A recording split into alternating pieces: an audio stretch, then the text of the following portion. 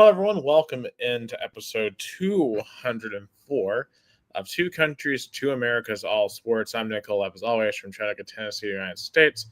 Joining me from Americana, Sao Paulo, Brazil, is Gus Tomazelli on what is a kind of a bittersweet day here in Tennessee. Oh yeah, Nick, I know, right? It's about the topic of the day, especially in Knoxville, Tennessee. But I'm doing good. I got Libertadores here on my TV. And Racing of Argentina, Flamengo from Brazil. Nil-nil. The game is on Rio, and yeah, it's an interesting day that we all know eventually was going to happen, but it's always kind of a shock when it actually hit it.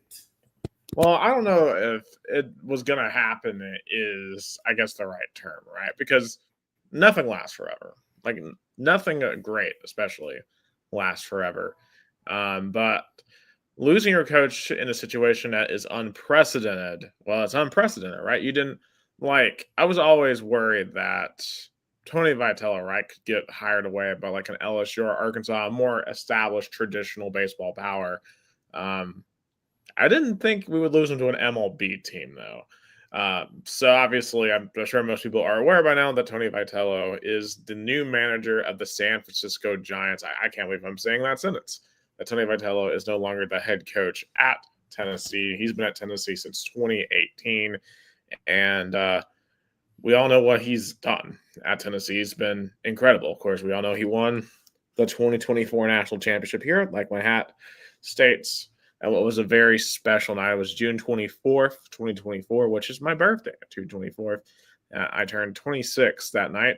I was with our good friend Jason Warwick in Knoxville to watch the Vols get that national championship win over Texas A&M.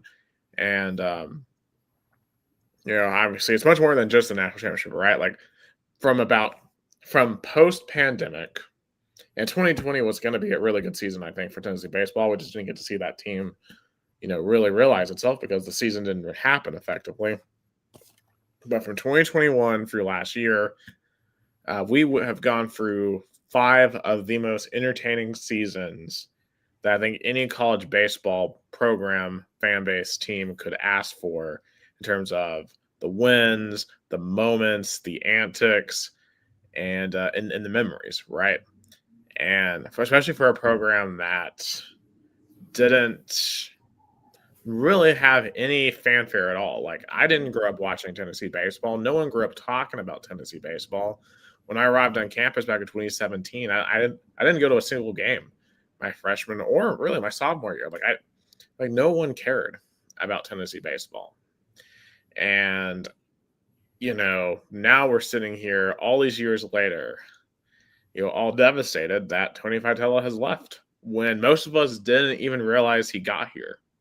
Truthfully, in 2018, because I'll be honest, I don't really remember him being hired. Like I go back and look at the stories and stuff, but I probably saw the head like, oh, cool, and just moved on, and just didn't really think about it at all because it's college baseball. No one really watches. No one really cares. Tony Vitello made us care. I think about a story I read where in year 1. He was out. He had a little picnic table, and he was giving out free food to entice students to go to the game. Because if you look at those early crowds in his tenure, like you were lucky to have a couple of hundred people inside LNS for a small team. Now it's standing room only. You have to pay out the wazoo to get in if you're not a student.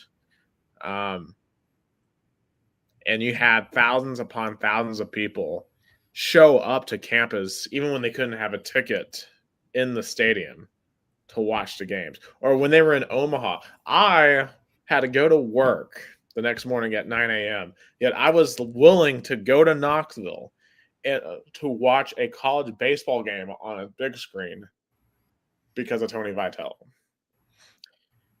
And I don't know if any other coach in any other sport is ever going to have that kind of impact quite like Tony V did. And, and really Tony V began a tenure, an attitude of winning again on Tennessee's campus because up through the pandemic, we were a school that was just notorious for choking at everything. Right, football was awful, losing to teams like Georgia State. Basketball was couldn't get out of their own way most of the time. And of course, baseball was irrelevant. But when Tony V in 2021, when we made the World Series that year, it's like it lifted the cap of sorts off this program, especially when when you look at football, right? And what Josh Heupel has done over there, and of course, I know this past weekend wasn't great. We'll talk about that, but still, overall, Heupel's done a great job. Of course, basketball, 2 straight Elite Eights. I mean, I think we've talked about this before, how it all starts with what Vitella has done with baseball.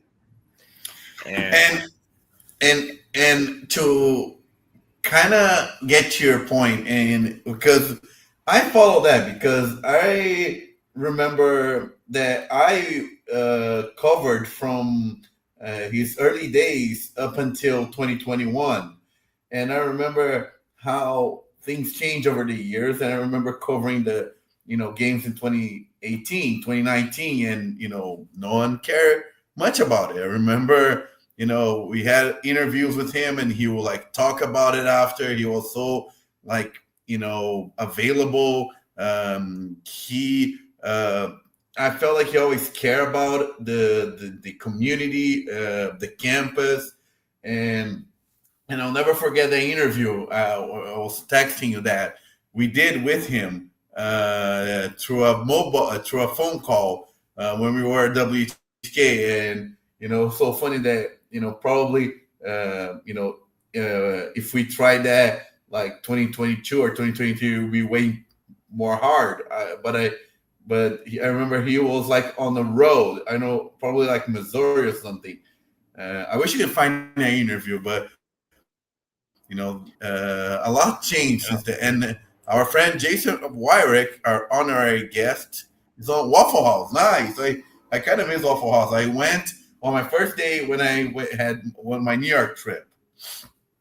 Yeah, Waffle House, and I have done that before. Actually, I watched the end of the Eagles-Patriots 2017 Super Bowl in a Waffle House in Cookeville, Tennessee. Fun trivia. I think I've told that story before. A unique Super Bowl memory. We were coming back from a convention in St. Louis to go back to Knoxville. I watched that Super Bowl on a bowling alley. Yeah, so we all had very unique. Nick Foles. And of course, for the Nick Foles Super Bowl, I guess that one deserved to be watched in weird places, Like, Nick Foles was a Super Bowl MVP, y'all. Like, how did that happen? How? Yeah. And how did Tony Vitella make Tennessee baseball into a freaking juggernaut too? Like, it's because I was looking back at the interview, right, that I still had on my phone, and I'm pretty sure we were playing like Western Illinois, and we'd beaten them like 19-4. And I'll admit, like, I knew nothing about college baseball, knew nothing at all about it. And I remember feeling when I was covering that, I'm like, man, I don't know what to ask this guy. Like, I mean, I knew obviously who Vitella was, and he was the coach of the baseball team. I'm like, man, I don't know much of anything about this guy. I really honestly didn't get invested into baseball until the year after. Like, okay, like, I guess if I go back the year before, I remember they went to North Carolina. And they lost in the regionals. And I remember watching that from London and being like, oh, okay, well, at least they made the tournament, and just being like, oh well, it moved on. 2021, 2 years later, was like that was a team that like grabbed my attention. And I don't remember exactly when in that season I really started paying attention. I feel like it was towards the end that those Arkansas and Vanderbilt home series, right? Those would have been some of the last home series you would have had at home before you had to leave to go to Brazil back in 2021. I remember watching those distinctly. I don't think we won either one of those series, but I remember we had a win in each of those series. And like, of course, the Arkansas game had a walk-off homer, which was obviously pretty crazy. I think it was, I forget who hit it, but there was a homer there. And of course, to go into the SEC tournament, make the championship, lose, but they're like the 3rd overall seed.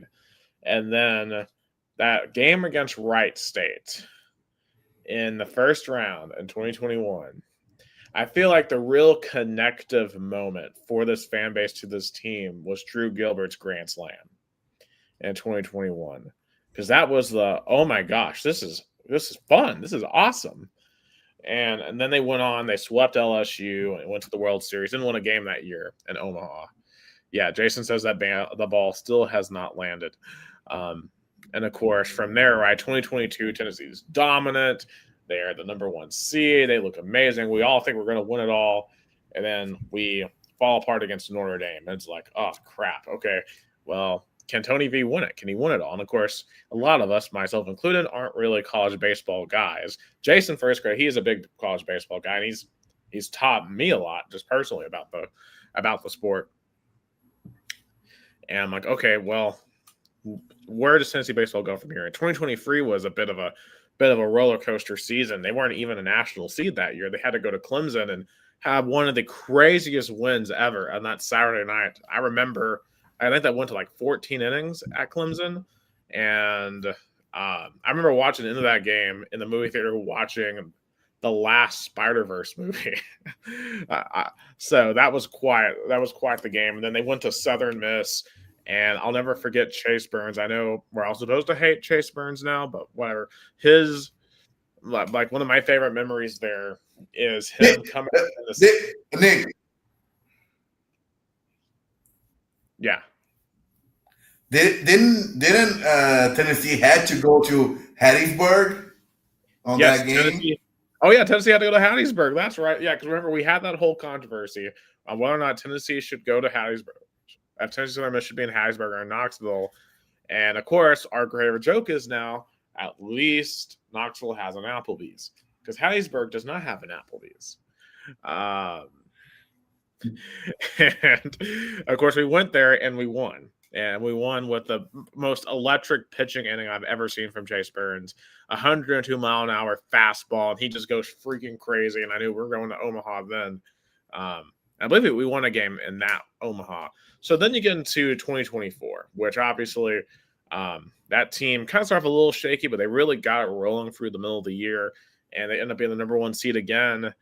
And I think I remember, Jason, he had come down to spend the weekend with me in Chattanooga, and they had lost Game 2 to Evansville.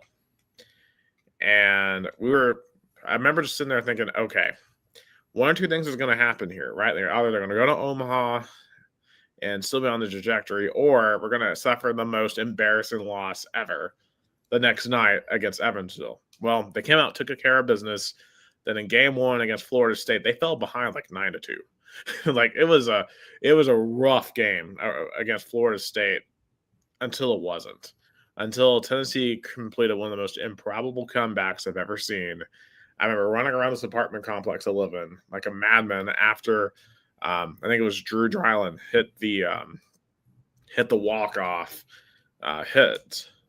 And then, of course, Tennessee went on to get to the championship. We lose Game 1 against A&M. And then I went up with Jason to watch Games 2 and Games 3 against Texas A&M, which Game 3 being on my birthday, June 24th, 2024, we won it all. Of course, last year wasn't the greatest, but I mean, still Liam Doyle and Andrew Fisher were a lot of fun to watch. But obviously, 22 for 24 to me are when I think of Tony Vitello, I'll be thinking about those 3 years specifically, and just for something that I didn't really grow up caring about that much. It's crazy how one person's vision can change that. And, it's going to be hard to not see him on the dugout next year, like you just kind of, you kind of get used to a guy being there, especially someone as transformative as Tony. And I think we've had this discussion about how he is probably the most successful coach on this campus since Pat, especially in terms of the transformation that he gave to a program. And that's going to be impossible to replace in terms of just the pure impact. Like you could hire the next guy and he wins 2 or 3 national championships. he still isn't Tony Vitello, though. He still isn't that guy who brought you from nothing to one of the premier elite programs in college baseball. And I think the thing that I think really highlights that to me is Pete Nakos, right? The guy from On Free, doing a whole article on the Tennessee baseball coaching search. It's October. It's the middle of college football. We have multiple college football programs who have head coach openings. And he spent a part of his day thinking about the Tennessee baseball coaching search. There's not many baseball programs, if any other baseball programs, that would get an article from Pete Nakos in the middle of October.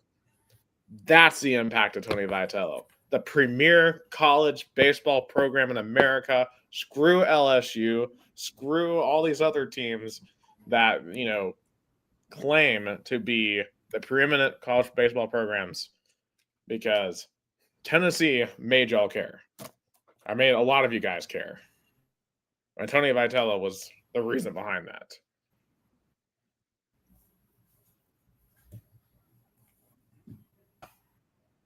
Sorry, I feel like Gus. I feel like I've taken most of the show here so far. So Gus, I want you to I want you to take a little bit.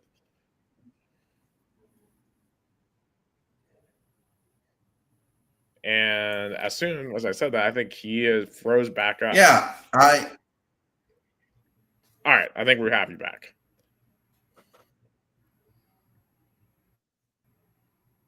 Gus, you have me? I hope he's back now, but I agree with you 1,000%. And the energy that he brought, not only to the baseball program, but the athletics as a whole, show how special he was to the Tennessee athletics family. It was so fun on the national championship.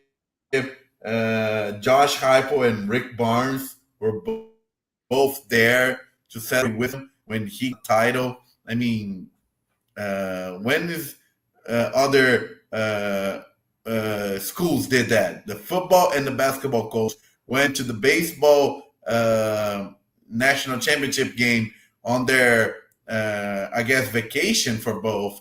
But because Tony V show how important it is to have this connection. And I will, as a Tennessee athletics man, I guess it'll be one of the many thousands or hundreds or thousands to be grateful for what he did. Oh, 100%. Like, I mean, it's nothing short of a miraculous, frankly, of what he did, right? And like, the following numbers are pretty nuts. I think he had 51 guys drafted, 10 first rounders. Of course, he won 2 SEC regular season championships, 2 tournament championships, and of course, a national championship. And I guess, let's take this in a couple different phases. Let's kind of focus on Tennessee first, just the impact here. And I think we really have to address the fan problem that we have right now. Like, the fans in this case are kind of losing their minds a bit. For example, Jason, he said he urged people to stop blaming Danny White. No AD anywhere can offer a major league job. So there is rumors abound that I think it's Tony Basilio who put this out yesterday, talking about how Danny White, and Tony Vitello didn't have a great relationship. And there are some players who have said they may have not had the best relationship. However, the fact that they've rebuilt that entire stadium, I don't know, right? Like, I'm not going to dispute what former players have to say about Vitello versus White, because you got to remember, White didn't hire Tony Vitello. The Tony Vitello was a John Curry hire. Actually, the one good thing that John Curry did while he was here on Rocky Top before his unceremonial, resignation during the Shiano situation. But, basically the story goes is that at least some people believe that Danny White took away NIL money from baseball and gave it to the Lady Vols instead. And that made Tony mad. Now, there's a couple issues with this. One, I mean, even if that was the case, or even not the case, the odds of an MLB team coming to hire a college coach were astronomically low. Up until this point in time, they were zero because an MLB team had never done it, had never come to hire a college coach. Tony V was so transformational here that he earned an opportunity that literally no one else ever has. And that is irregardless of what Danny White did or didn't do. And two, I will say this. I think this is incredibly problematic because if there's some people online that I think are looking for any reason to bash the Lady Vols, right? Like I think there's a contingent who obviously they don't see women's basketball as a legitimate sport. They don't think that the Lady Vols should be getting any of Tennessee's resources, despite the history that the Lady Vols have with Pat Summitt, despite the energy around that program with Kim Caldwell. They're preseason ranked number 7 this year. And also, too, if you just look at the statistics, look at the facts, look at the ratings, women's basketball, especially the tournament, gets a higher rating than college baseball. Like the College World Series only gets about 1 to 1.5 million people. The women's Final Four, when Caitlin Clark especially was in it, like Caitlin Clark drew like 17 million people. I mean, like I love college baseball. I've grown to love this sport, but women's college basketball is still a lot bigger of a sport in terms of financial resources, and therefore you're going to need more financial resources in women's basketball than baseball. Danny White had a press conference today, and he, showed those totals. And obviously, football by far and away is the biggest sport in terms of NIL, as it should be. It's the big revenue sport. It's just a cultural heartbeat, right? Like, I mean, just look at this behind me. Look at my background. Like, you don't, like, come on, none of the other sports can do that. Men's basketball is second, and women's basketball is third, baseball is fourth, and the rest of the sports follow thereafter. And that's just the financial investment you've got to have to be competitive. And, and that goes hand in hand, I think, with some of the other issues people have with Danny White. Like, they see Danny White as a money grabber, right? As someone who wants to go out and get, who only cares about how much money he can get, how much money he can raise. Especially like a lot of discontentment around ticket prices or concession prices. And look, obviously those things frustrate me too, right? Like it's not exactly the most affordable thing these days to go to a Tennessee sporting event. It just isn't. Unfortunately, Tennessee is not unique in that. Like it's expensive to go to literally any sporting event unless your team's really bad. And for Tennessee fans, the one bad thing about being good at virtually everything is everything's expensive. Like, Tennessee Neyland Stadium still has 100,000 plus every single week, despite the high ticket prices. What incentive is there for Danny White to bring down the ticket prices? The TBA, like to Thompson Boling Arena, okay, Food City Center, which I know that's also a point. That was a decision to get more money, but those prices are going up too, and the arena fills out every single time. So why would they bring down the prices? Like it's capitalism, y'all. Like, I don't know what else to tell you. Like it's supply and demand, and people love Tennessee athletics. They're willing to pay for it. And hey, I wish I could afford, like Georgia and Oklahoma tickets, but there's a lot of people out there who also want those tickets, and they can pay more. So, hey, that's just kind of the way it is. And Jason, he puts it best. People hate Danny White because he's trying to keep Tennessee competitive. That's true. Like, this is an arms race. You have to have as much money as you possibly can because you have to deal with NIL. You have to buy players now. You never know when you have to go hire a new coach. You never know when you have to deal with a buyout. This isn't a charity, y'all. This is a business. And people, I think, forget that the athletic department, the director's number one job is to make sure that the athletic department is financially stable, is in the black. And Danny White does that better than virtually any other athletic director I mean, whoever wants to harshly criticize or even suggest to fire Danny White, should remember what he inherited. Like people, I mean, do they all got one of those? Remember one of those clicks from Men in Black? Yes. Yeah, they got the forget. They forgot we had Philip Fulmer as the previous AD. Look how much of And a mess our department was. no, like Tennessee fans, they went on a coma, or they had one of those forget things because January 2021, I cannot understand how, and you were there too, how messy that Tennessee athletic department was, especially because, of course, the main sport, let's not kid ourselves. I know, when we talk about Tony Vitello, baseball is important, but football is the number one sport Yes. in the University of Tennessee. And he inherited a total mess.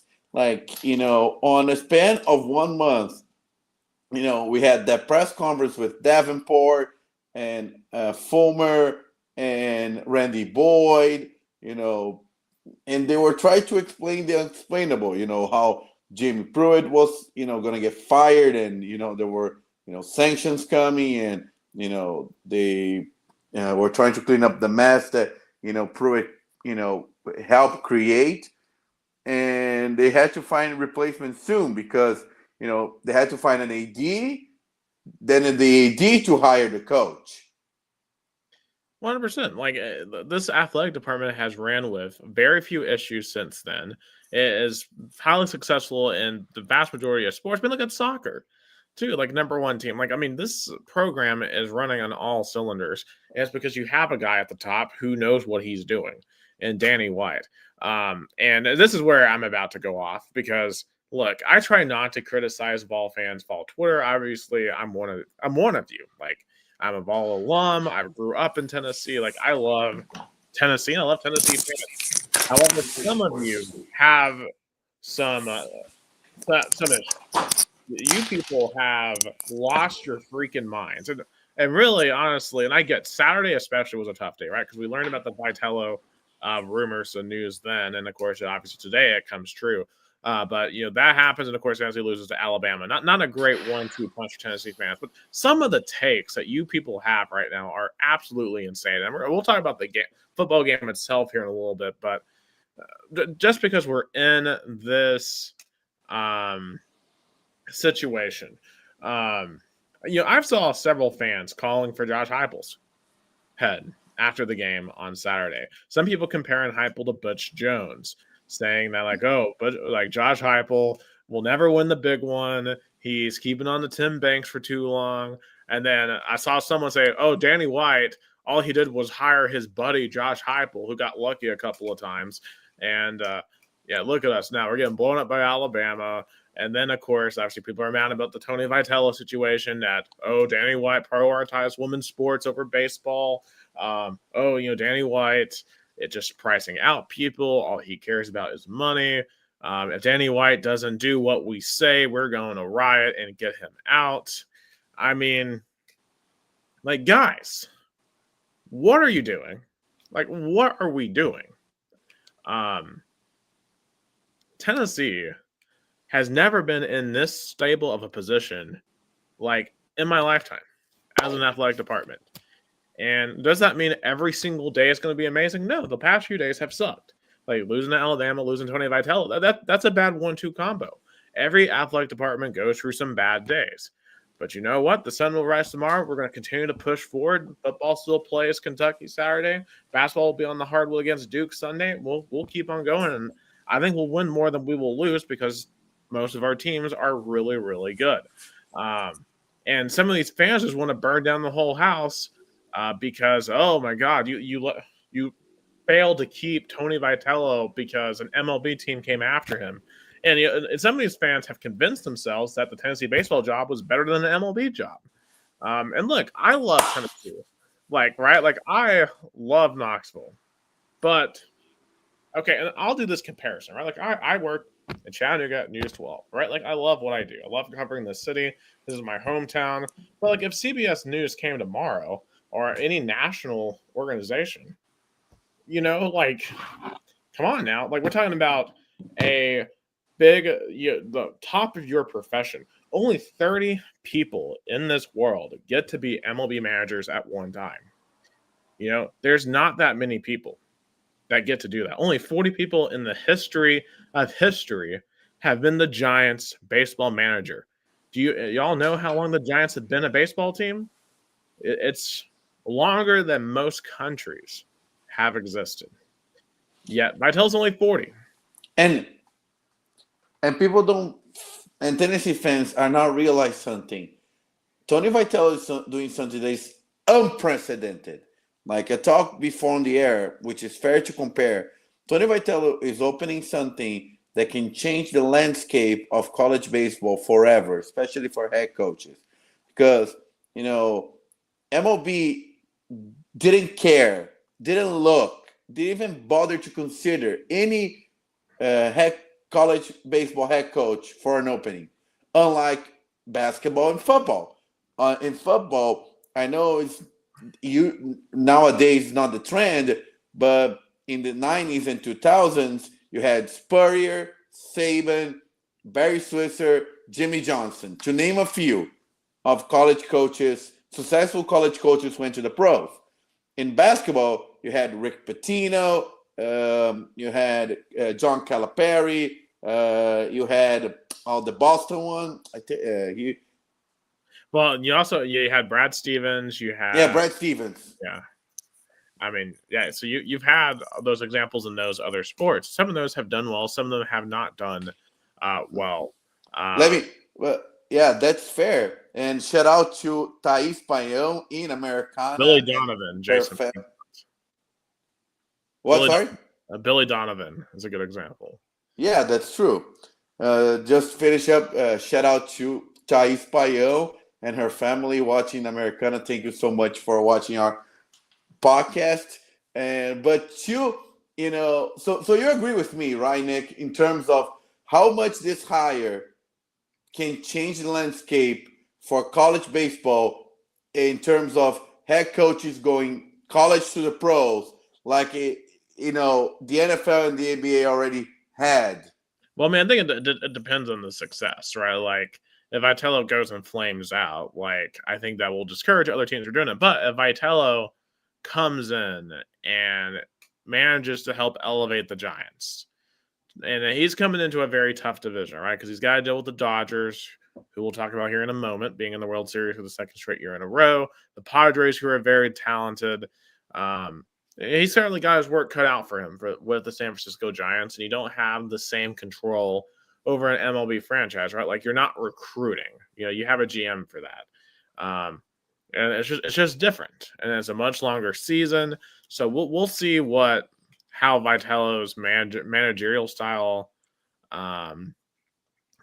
translates. But I think the things I am excited to see for him is that obviously we know he's really, really good at player development.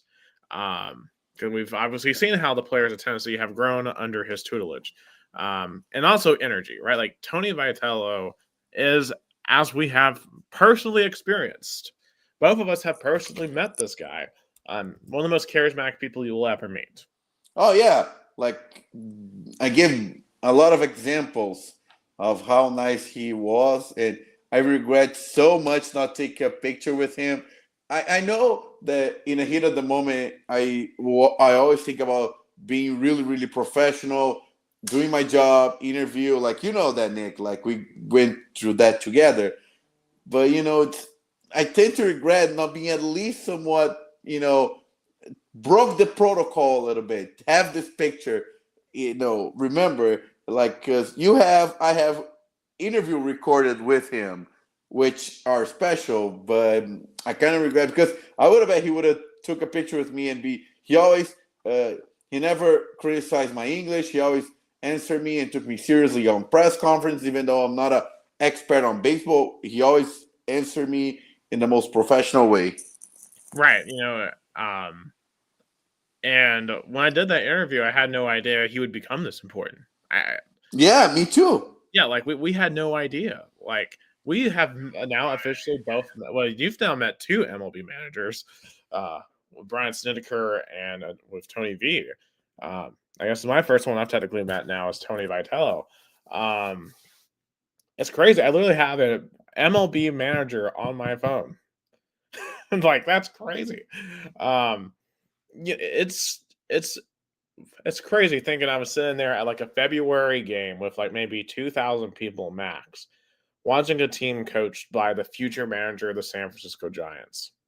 I mean, it's just unbelievable that he accomplished this.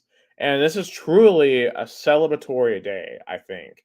He did so well here. He earned an opportunity that no one else from college has ever gotten. It's the MLB. It's the American dream.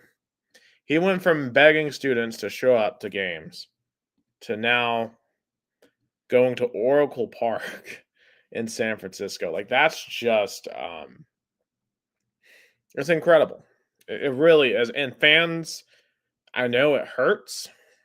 Like, I'm not happy he's gone, but I'm happy for him. Like, because he is getting a chance that I'm sure he has dreamed about since he was a little kid. Coaching in Major League Baseball, being one of the 30 guys that leads a clubhouse. And, you know, there's still questions, obviously, on if he will translate well. But I know he's going to give it his best shot because that dude is a winner.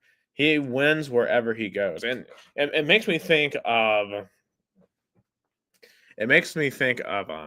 his rant after the Evansville win last year. After they won the Evansville series, there had been a reporter who had asked, if you guys lose to Evansville tomorrow, is this season a failure?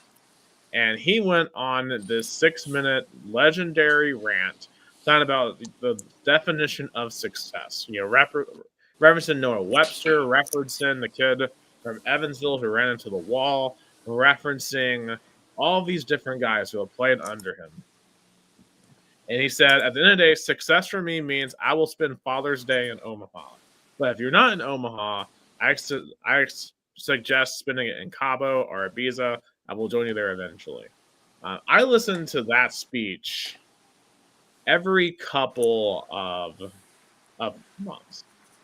I was actually listening to it last week, ironically, before all this news broke. And because I find that a highly meaningful speech. Like, Tony Vitello was more than just a coach. He was way more. He was a motivational speaker for his team. He was motivational for this entire university. I think he's motivational just period.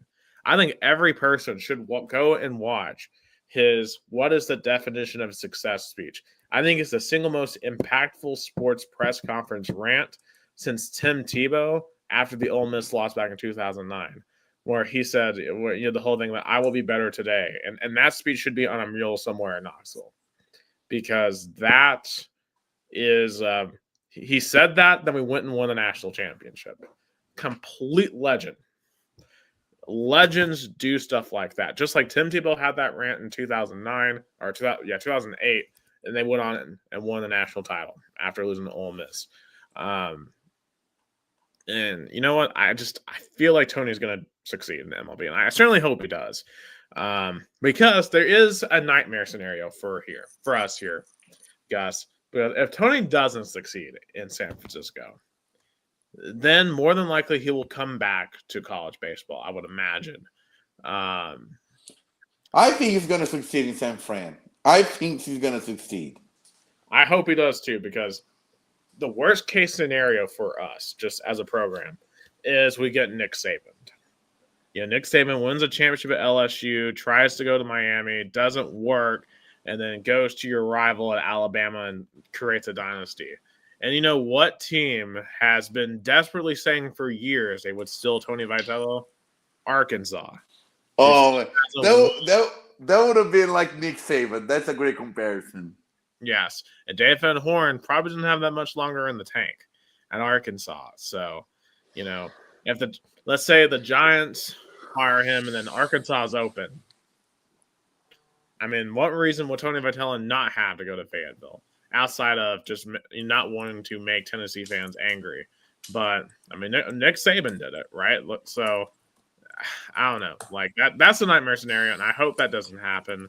I hope if for some reason it doesn't work, maybe we can have a reunion one day back in Tennessee. But I guess that a lot of that will hinge on who do we get, because hey, we still have the baseball program, right? Like Tennessee baseball is ultimately more than Tony Vitello, although it feels like he was Tennessee baseball. It seems like a lot of the players want us to stay in house with Josh Elander. He's been the assistant head coach. He has coached the offense. And I'll be honest, I'm not a college baseball expert at all. Jason Warwick also said in the comments that Eric Bakich from Clemson should be a candidate as well. He's done pretty well down there with the Tigers. One other college baseball note that may or may not be related. Kevin O'Sullivan down in Florida is out on a personal leave right now. He just announced that today. He's expected to go back to Florida, and I doubt he's a candidate for Tennessee. I wouldn't be a fan for reasons that I'm not going to say on the air. But I just say I have some character concerns about Kevin O'Sullivan. The dude's won multiple national titles, and I don't know what the other candidates would look like beyond that. But it seems like the momentum is around Josh Elander. And Danny White has put in Frank Anderson as the interim coach. So Jason Warwick added in some context on Eric Bakich. He took Michigan to the Natty 2 before Clemson, 7-15 win percentage of Clemson, 137-52. So hey, can't get much better than that, especially if you won a national championship in the Big Ten, or at least took him to the national championship because Big Ten baseball is nothing basically. So I do think that obviously Tennessee now has the resources to basically get whoever you want. Like, because Tony Vitello made this a program that anyone would want to be at. Actually, I saw too that Kurt Schilling has tweeted this evening that he would be interested. Now, I don't know if Kurt Schilling has any coaching experience. I would love that hire. I would love that hire. Yeah, well, Kurt Schilling certainly has made the headlines for sure over the years for various reasons that are not baseball related. But yeah, that would be an but I bet he would have a lot of fans in the South, especially in the Southeast, like where Tennessee is. Yeah. I know some people have thrown out Chris Burke, who is a commentator for ESPN, former Tennessee Vol. So there's certainly a list of different people that could be the future coach here. So we'll see what Danny White does. It's worth noting on soccer that the current coach there, he wasn't initially hired by Danny, but ultimately was, although he was promoted from within. Jason referenced him when we were talking about Danny White, our soccer team's number one, maybe 2 seasons after our coach Brian Penske, which, shout out Brian Penske. That dude was awesome to cover for top program Florida State. So obviously he took a great job, and Tennessee has only become better. But Jason Warwick says Elander is someone who can succeed, but we need to get him his own top assistant to keep him becoming 25 A&M. And that is my concern with Elander, because A&M got put in this position last year, and they kind of screwed the coach, despite all of their talent. And that easily could happen to Tennessee. And then you also have to wonder too, I guess, what will the mindset be of this team, right? Because it's definitely different than Schlossnagle when he left to go to A&M to Texas, right? Like, that was ultimate betrayal in that case. I think most rational people here are like, okay, Vitello got an offer he couldn't refuse, goes to the major leagues, And I think all those players too in that clubhouse were like, yeah, that I want to be in the MLB too one day. So I don't blame you, coach, for going. So I hope it's a different situation here, and they'll rally around the new coach, and they're going to go out and do what they need to do. Yeah, it was totally 100% understandable, and also the players 100% understand, especially because the argument, like in the end of the day, the pros are the pros, and you want to be with the best. And I think that he's going to do well in the Bay Area, in Tennessee. Hopefully, like you made the comparison when Nick Saban left LSU and went to Miami, then went to Alabama. But during that period, LSU found a good coach as well, because he in the recent years didn't do so well. But Les Miles, he was a top coach for a number of years, right? He won a Natty in 2007. He lost to Nick Saban in 2011. So for what, 5, 6, 7 years, he was a top coach. And LSU found him after Nick Saban left. And ironically, it feels like Tennessee baseball could become LSU football, where they've been very inconsistent, but they'll pop up every once in a few years and win a national title. I think Tony V has put us in a position where we absolutely can do that. I don't know if we will just straight up dominate, but college baseball is hard to just dominate. You don't really see a program I would doubt you're ever going to see a program win 7 national championships, like we saw with Saban and Alabama. I don't think worst case scenario, if Vitello went to Arkansas, I don't think you would see quite that. I think he would win probably 2-3 at Arkansas, maybe. But I think if he had stayed here, he would have won 2-3. I don't know how many more national championships we would have had with Vitello if he had stayed. Because I don't know how long he would have just stayed until retirement. Let's say he stayed here for 20 more years. How many more national championships would you realistically expect in that time frame? Yeah. It's just, because it's hard to win in college baseball, there's a chance that last year was going to be the only one you ever won. Which, hey, once you win a national championship, it doesn't matter what else happens. That was a successful tenure. And ultimately, Vitello accomplished everything he was ever going to here in Tennessee. So obviously, we'll keep an eye on the coaching search. And I guess my last thing I just want to say is thank you, Tony. Thank you for everything. Thank you for the championships, the trips to Omaha, and just being fun, bringing fun energy back to Rocky Top, and being emblematic of the American dream. Going from, begging people to show up to games to being the head manager of the San Francisco Giants, a positive story that we all need as a country. We've had some brutal realities over the past few weeks as a society. And it's stories like this that should be a reminder to keep fighting. You don't know that the podunk place you're in now could one day be the thing that gets you to the next steps. So, Tony, you're an inspiration, my dude. Thank you for the memories. Good luck in the Bay. And I'll be honest, I'm going to adopt the Giants as a second MLB team. I like the San Francisco Giants too. I especially in the NL West, they're definitely my team because the Padres and definitely the Dodgers are so cocky. Yeah, I hate the Dodgers anyway as a Braves fan. So. Oh no, I thought Hassing scored, but the goal was nulled. But they're definitely gonna check on a VAR. So still 0-0 in Rio.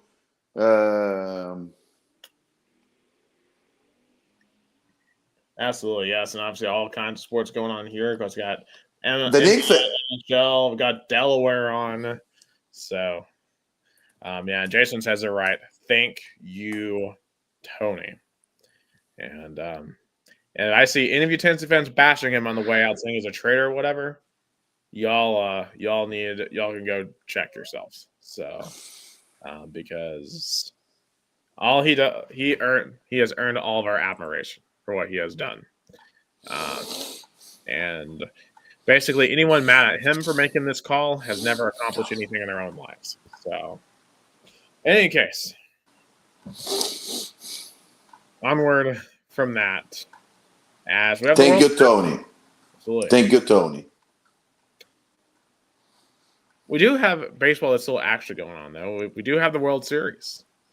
That's this week, as we'll have the Los Angeles Dodgers, who won it on our last podcast, and that legendary performance that Shohei Ohtani had, versus the Toronto Blue Jays, who had what an incredible Game 7. Like the home run to take the lead in the bottom of the 8th. Oh, my goodness.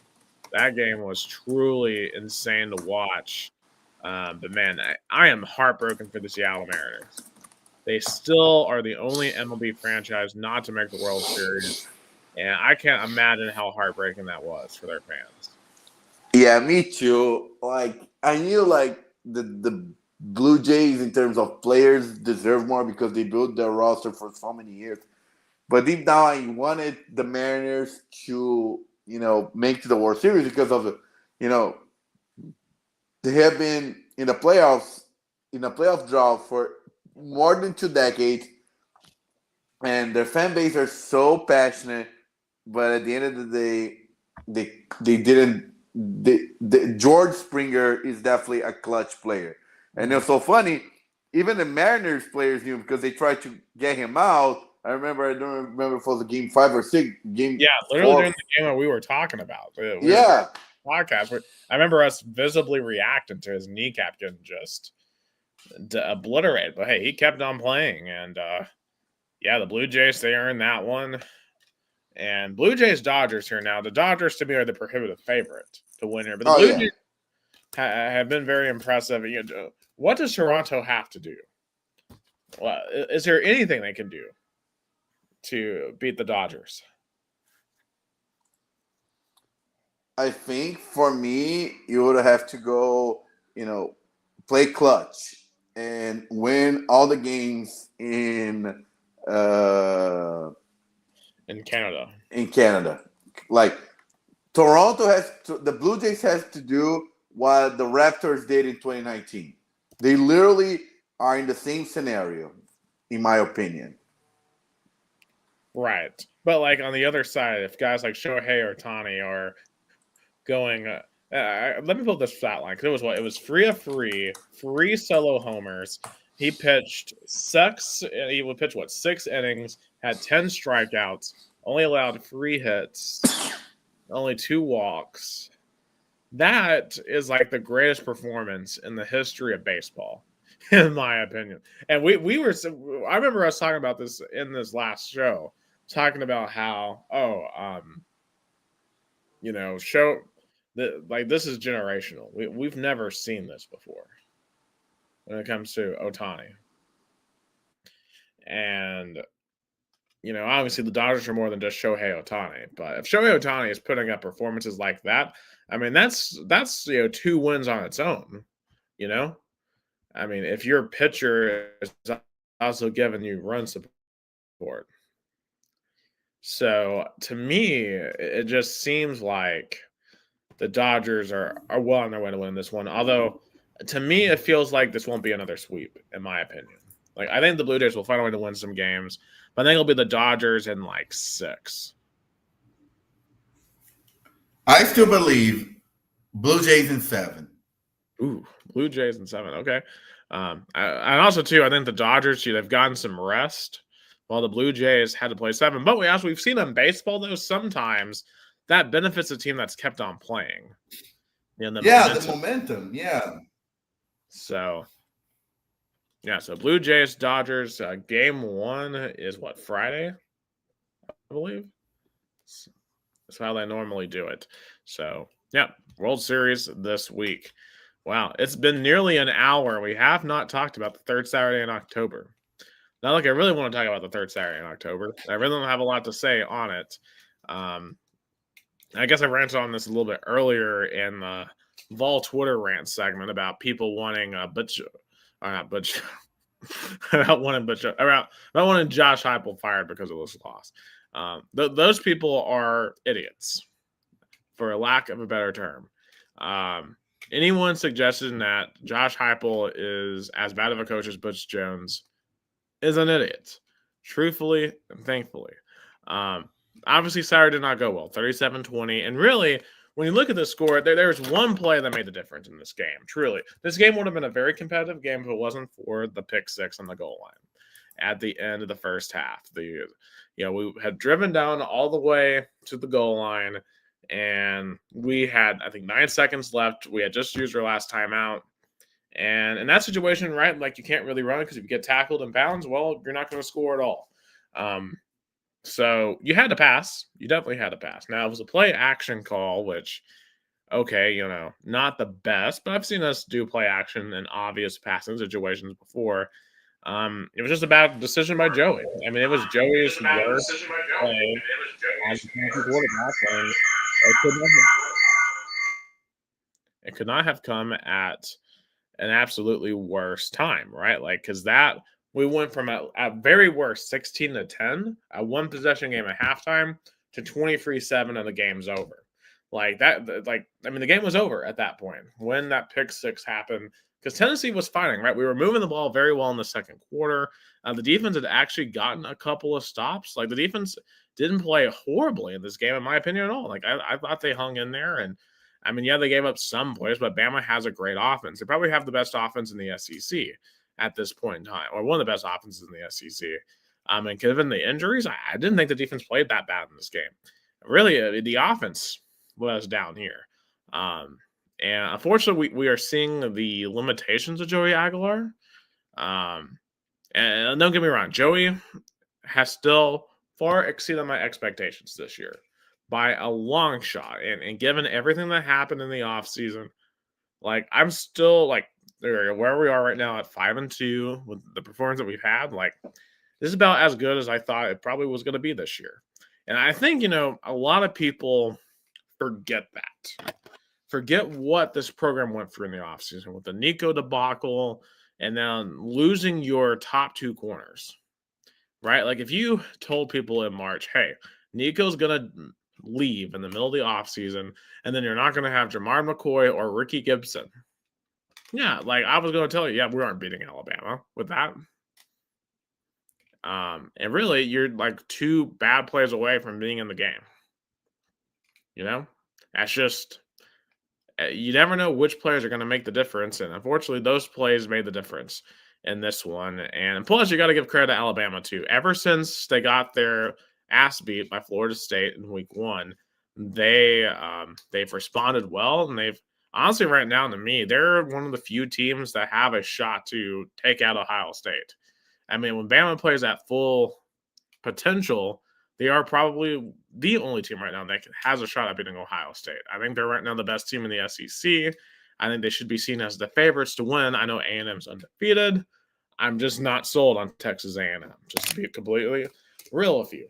I just knew this was a tough spot, right? Like I talked about this Friday, I wasn't very confident in our chances to win this football game. I just didn't think this was a spot that really favored us. And I was hoping that maybe Joey Aguilar and the offense would have an amazing performance to give us a chance. And that did not happen even close.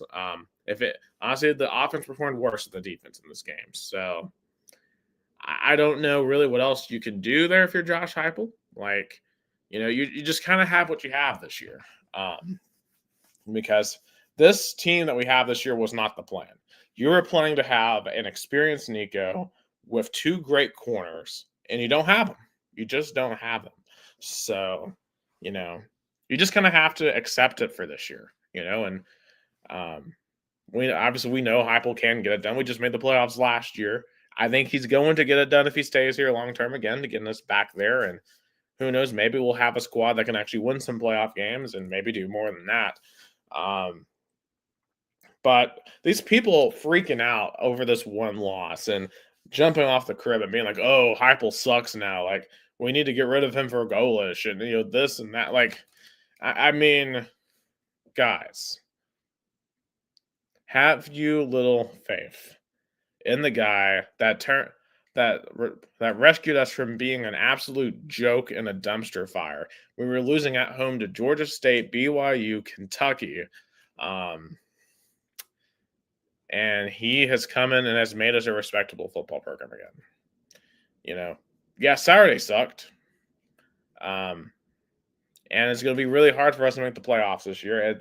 I'm just going to be real. It's not going to happen unless we win out. And I just don't see us doing that. Like, do you really think we're going to sweep Oklahoma, Vandy, and win at the Swamp for the first time in 22 years. Like I just don't see that. But like I have not lost one iota of confidence in Josh Heupel. And you Me should. neither. Me neither. And we can compare this team to 2023. 2023, Tennessee Vols also went to Tuscaloosa and lost. They were also in a transition year of quarterback. So there's a lot of similarities. At the end of the day, that play killed the momentum. Especially, I think if that happened on the end of the first quarter, it probably won't affect as much as the end of the second quarter and the half. You go to a locker room with a play like that, it captures your mind, because if having the first quarter, it's like in soccer, like the worst possible times to concede a goal is the end of the game and at the end of the first half. The worst possible times. Yeah.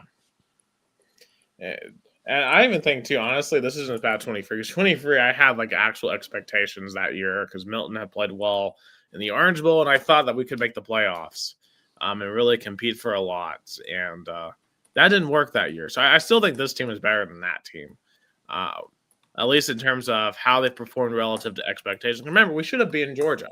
We had a win against Georgia that we fumbled away. So, in any case, Saturday was disappointing.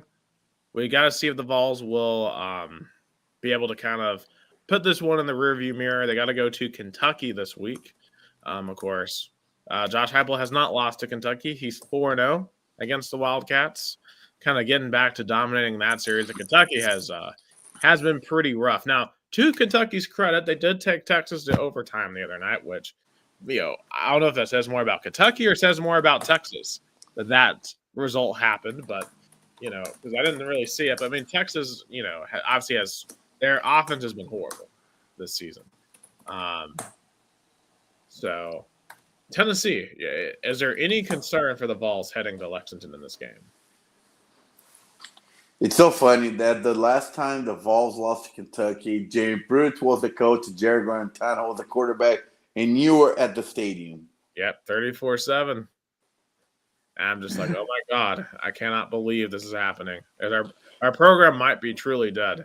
And also funny, before that game, I remember we still had hope because we lost to Georgia, but we led at halftime. It was on the road. I said we're fine, but that game definitely set us back. Right, and losing to Kentucky is a death sentence, right? Because Pruitt lost Kentucky in 20. That was the end of him. Like Dooley lost to Kentucky in 2011. He was out the next year. Of course, Butch lost at Kentucky in 2017 in Lexington. The last time he lost there, 2017, and he was out in a few weeks after that. So losing to Kentucky is something that is basically unacceptable in Tennessee, right? Because it's only happened 3 times since 1984. I mean, that's insane how dominant Tennessee has been against Kentucky. But, this is Kentucky Super Bowl. So I guess you can say that I don't want to jinx it, definitely, but the last 2 times the Vols lost to Kentucky, the coach got fired in the same year? Well, 2 out of the last 3. Yes, 2. Yeah, the coach got fired the same year the last 2 times, and the third time the coach was fired the year after. And Dooley was fired before he got to play Kentucky again. So so all 3 of those coaches, Dooley, Butch, and Pruitt, they all lost their last games to Kentucky. Yeah, I won't say that Hype was going to get fired, but I can see questioning it, which would be silly again, but... Well, I would be more willing to be questioning things if we lost to Kentucky than Bama, because Bama's one thing, but losing to Kentucky, this Kentucky team, like with Cutter as their quarterback, like their offense is awful. Like Mark Stoops might get fired soon. In fact, he might get fired after this week if they lose this game. Kentucky has no offense. They just have no momentum as a program. It's not like Lexington's a hostile environment. Tennessee should go in here and win. Tennessee is a better football team. They should go in there and impose their will and win. Like, there's no reason to lose this game. And if you lose this game, I'm not going to be calling for Heupel's head, but I know there's going to be a lot of people who will. Yeah. And that would, while I think that would be unfair, you don't lose to Kentucky at Tennessee. You just don't. So I think it's a good spot for the Vols here. I think they're going to get it done on the road and hopefully put themselves in a position to have what will be a backs against the wall, massive home game against Oklahoma next week. In terms of playoff purposes, right? Because basically the rest of the way here for the Vols, you got Kentucky this week, you got Oklahoma next week. If you get through those two, you get a bye, then New Mexico State, which is basically 2 bye weeks in a row. And then you got at Florida and Vandy. And Vandy is the highest ranked out of all those teams, Gus. Vandy right now is in the top 10 for the first time since 1941. The last time Vandy was this high, we were getting ready to fight Adolf Hitler. Okay. Yeah. So, I mean, it's crazy how, like, and look, and what Vandy did at LSU the other day was no fluke. Vandy dominated that game. That was no upset. They were a favorite heading into that game. We both picked Vandy to win, and Vandy went out there and just took care of business. I think if you're LSU, it's pretty embarrassing, to be punked by LSU, punked by Vandy like that. I think there's legitimate questions to be had about Brian Kelly because, I don't think the hire ever made sense to begin with for LSU. He just doesn't fit the culture at LSU. But Clark Lee clearly is perfect for Vanderbilt. And Diego Pavia, look, I think the guy's a cocky, but hey, he gets results. He gets it done. And there's a good chance, especially if Vandy can split Missouri and Texas the next 2 weeks, take care of Auburn and Kentucky, they could be entering Neyland at 9-2 with a chance to go to the playoffs. Are you that optimistic? I am. I think Vandy will be entering Neyland with a chance to go to the playoffs. There's a chance they could be 10-1 and enter. They could enter Neyland at 10-1 because honestly, Vandy has looked better than Texas. They've looked better than Missouri. They've looked better than Auburn. We know they're better than Kentucky. There's an argument they've looked better than us, but they've got to come to us. And I know we aren't just going to lay down and let Vandy just come and take us over, right? Like Neyland will be on fire for the Vanderbilt game. Especially with some of the comments that Diego Pavia made. But we know they aren't scared. Vandy, this is not a Vandy team you just gloss over anymore. You have to be ready for Vanderbilt. Because I'll be honest, I think Vandy, as of now, I think that they have a legitimate shot at making the playoffs right now. 100%. Yeah, they can Tennessee be like what South Carolina was in 2022 for Vandy? Well, there's a chance. Hey, if we can somehow win out, we can be both Oklahoma and Florida in addition to Kentucky. Then we'll be 9-2 too, and that game could be a playing game for both teams. That would be amazing. Or even if we're 8-3, I don't think we would get in at 9-3, but there would still be an outside shot of us at 8-3. So I don't know. That is truly a scenario worth watching for. Philip, what'd you do? Freaking Vanderbilt. It's unreal seeing them be this good. And meanwhile, on the far opposite end, Florida has finally pulled the plug on Sunbelt Billy. Billy Napier has been fired. They won this weekend. They beat Mississippi State 23-21. But clearly they made their decision before the game. It didn't matter what they did. So what do we think here about this decision? Because it was inevitable. That again, I was right all along. What did I say? Billy Napier was like Butch Jones 2017. He was going to get fired midseason no matter what happened. Yeah. once he lost to South Florida, it was over. Yeah. Yeah, so that's pretty much how that went down. Once they lost that game, it was over. Who do we think Florida's going to get? Because clearly, all their fans want Lane Kiffin. I don't think Lane Kiffin's leaving Ole Miss for Florida. He just got an extension, and I think he learned from his Tennessee USC experience that at this point in time, you appreciate what you got. And plus, Florida isn't like a dream job for him like USC was. No. He'll be silly to leave a well-established program. Even when he inherited, it wasn't a mess. Like, Florida has been a mess before Billy Napier got there. I mean, Ole Miss was a mess, though. Like, Ole Miss, remember, like, they had a couple of good years of Hugh Freeze, that we'll talk about here in a sec. And then, of course, he had the prostitution scandal. So he ended up getting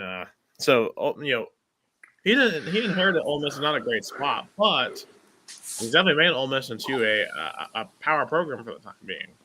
So, yeah, I know obviously Lane Kiffin, they lost to Georgia the other day, and that was a great football game. Great back and forth game. That Georgia ultimately won. But yeah, for Florida, obviously, if you don't get Kiffin, then Golish, right, has to be your next target, I would think.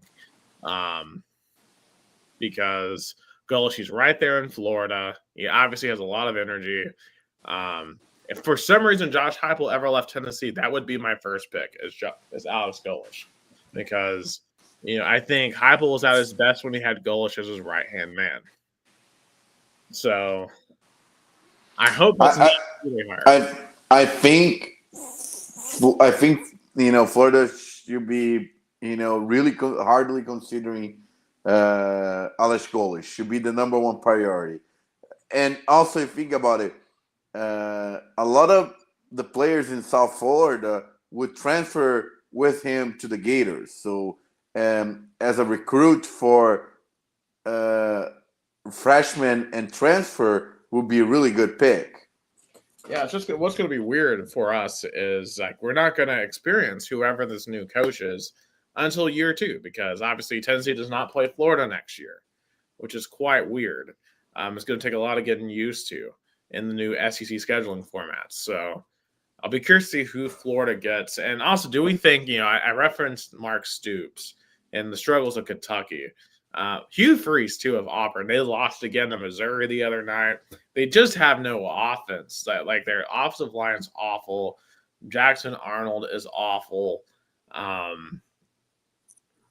Like, he's had 3 years, and he cannot field an offense, despite all the talent he has at other positions, because he can't find a quarterback. I don't know. Like, Hugh Freeze is just – I think it's time for him to get fired, man. Like, in Auburn, like, they should have never fired Gus Malzahn. That was a mistake. Gus Malzahn was a great coach. Then they had the Brian Harsin failure, and now they have the Hugh Freeze failure. Like, Auburn has become a joke. Auburn's become what Tennessee was a decade ago. And it looks like we have a goal here. Yeah, Flamengo scored. Beautiful header by Lino, but I think he was a little bit offside. I think the goal's going to get annulled. But what a pass by Bruno Henrique. Beautiful header to go over the keeper. But he's gonna be offside. It's gonna be offside. VAR just checking. Like, if this is not offside, I don't know. Like, it's a petty, but it's offside. Hey, a beautiful goal is a beautiful goal, even if it doesn't count, Gus. So, sorry about my reaction. It was a really beautiful play, but yeah, there's no way this goal is gonna get confirmed. It was offside. Yeah. Okay, so I was talking about Hugh Freeze, just the disaster that is Auburn football. I was talking to someone with connections to boosters at Auburn who thinks that the timing has to be soon on Hugh Freeze. So it's really nuts that never really got taken. That whole tenure didn't take off at all for Hugh Freeze and Auburn, and it's crazy how irrelevant Auburn is. Like they feel irrelevant. You just saw, I don't know if it was on Twitter or what social media, the seniors that are graduating right now from Auburn only experienced a bad football team. I know in basketball, Auburn won the Natty, right? I believe recently. Yeah, well, I mean, they basically went through what I went through at Tennessee. Yeah. Like that's like I'm right there. I understand that completely, and that's not fun. And you think about that, about like, oh man, like your team sucked while you were there in college. And you ultimately, right? I mean, there's nothing you can do about it, but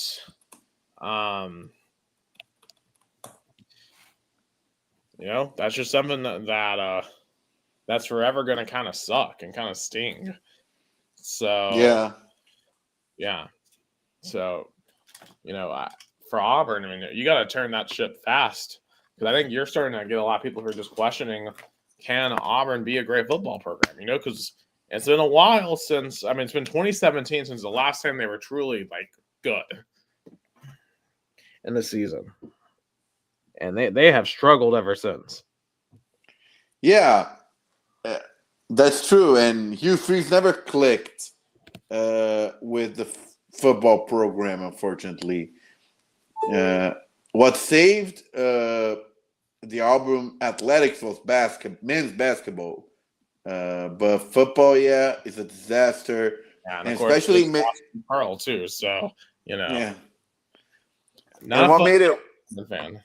and what made it worse is that after the 2013 season where they beat Bama on a magical play but lost the Natty, they kind of never, got the edge against Alabama And Georgia too.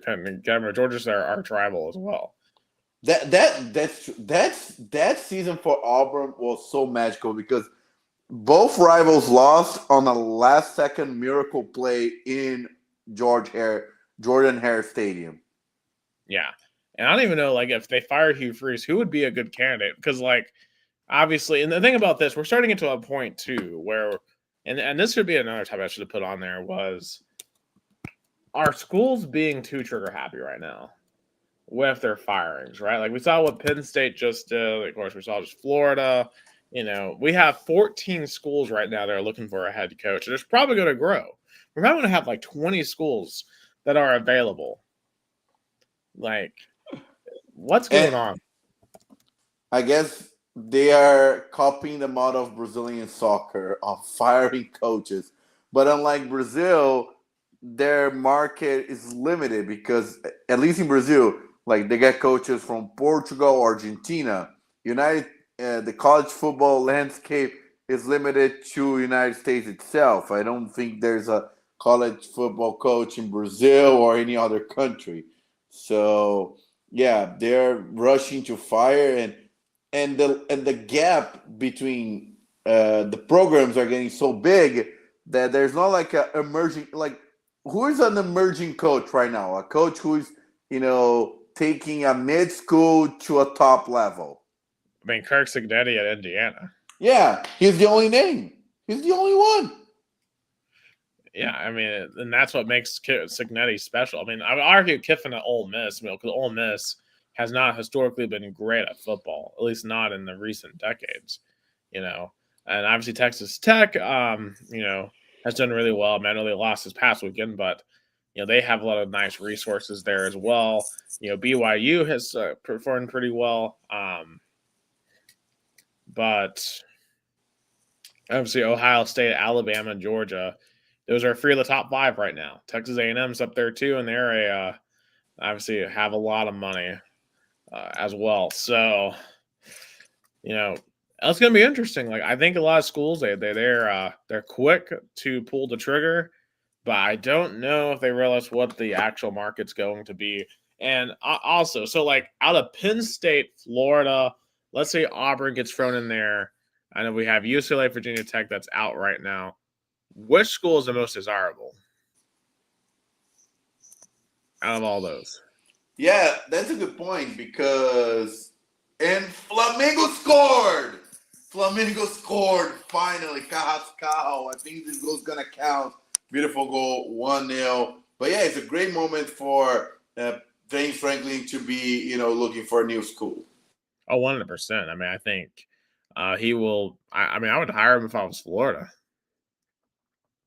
If we don't get goalish, Auburn should hire him. I think a lot of schools should hire James Franklin.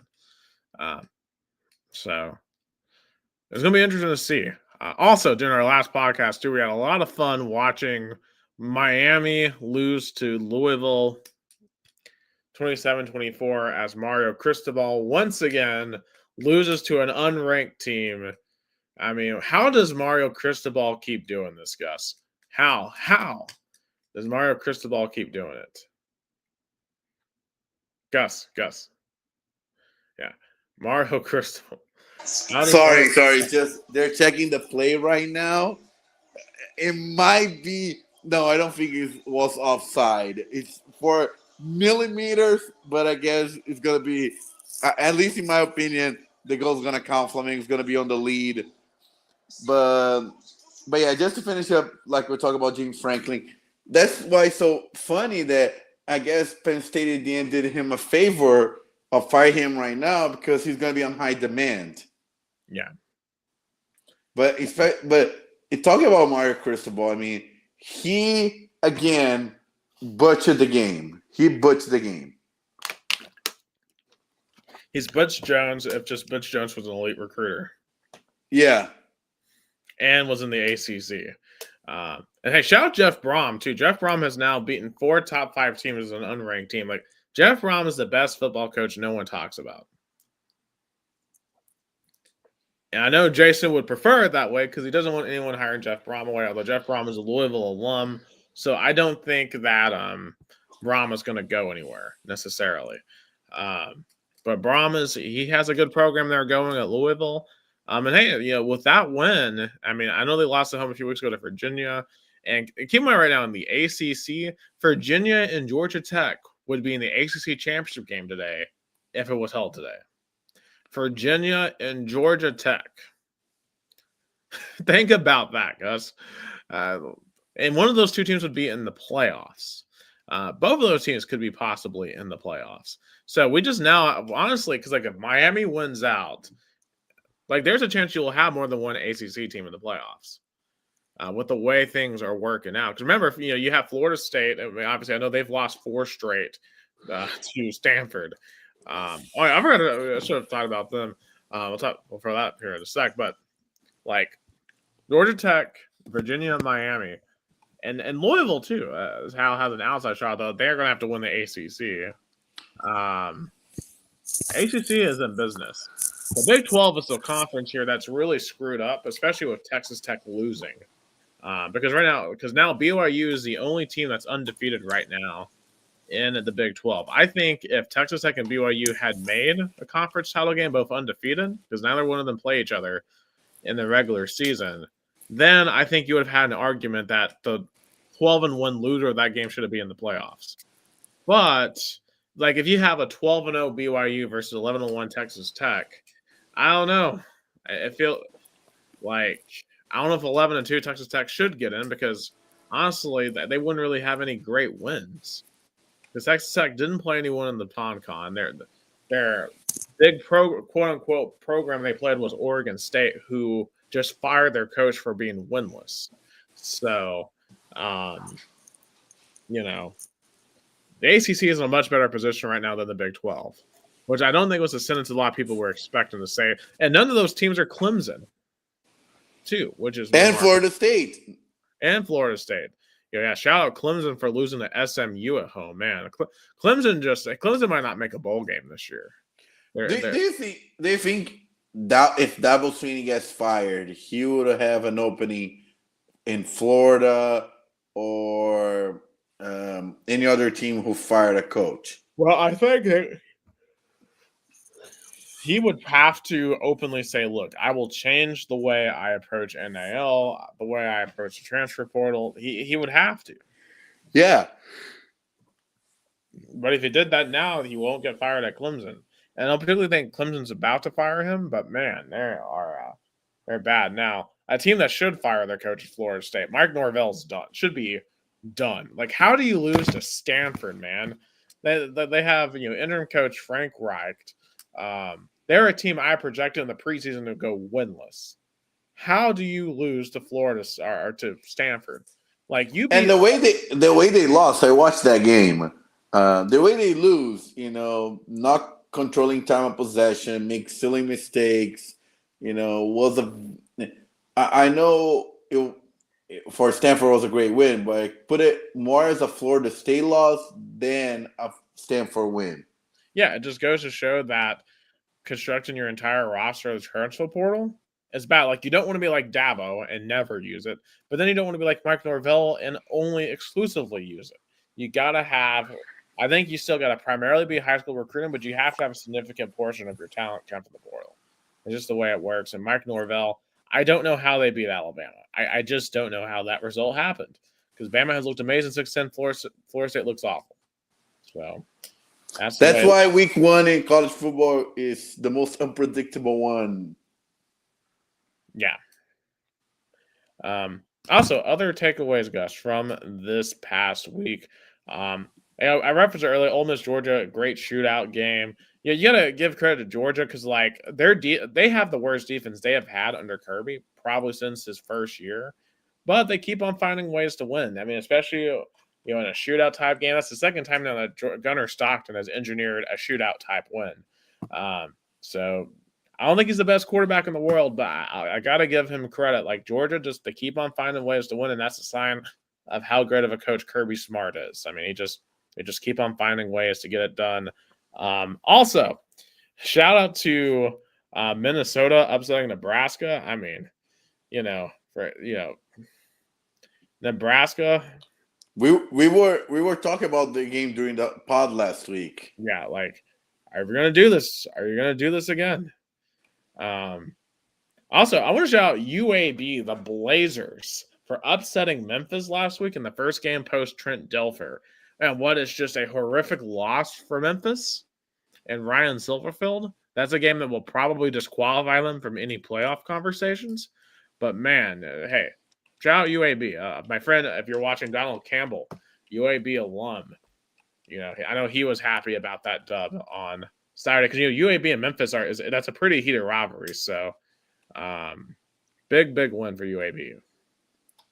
And how about University of California, Los Angeles? How about UCLA? Another win. They are 3-1 in the Big Ten with 3 late scoring drives led by none other than Nico Imialava.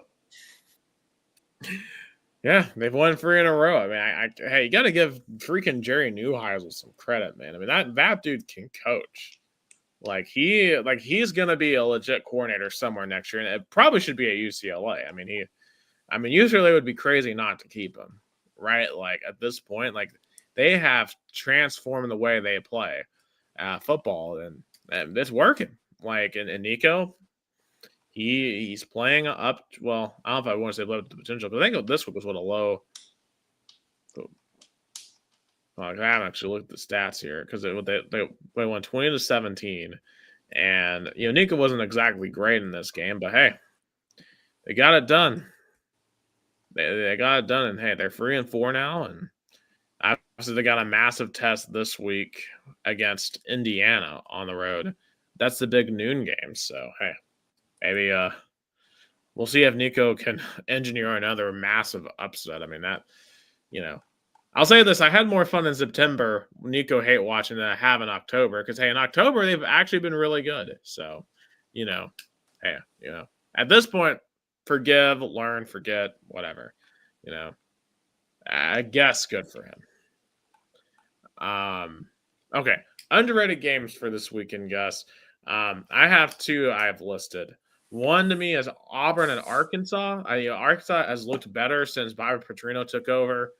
And this, to me, feels like do or die for Hugh Freeze. He can't lose at Arkansas. He cannot lose this game. Hugh Freeze, he comes from Arkansas. So This feels like a full circle moment for him. He has got to find a way to win this thing, or else he's done. But honestly, I think Arkansas is going to win this game.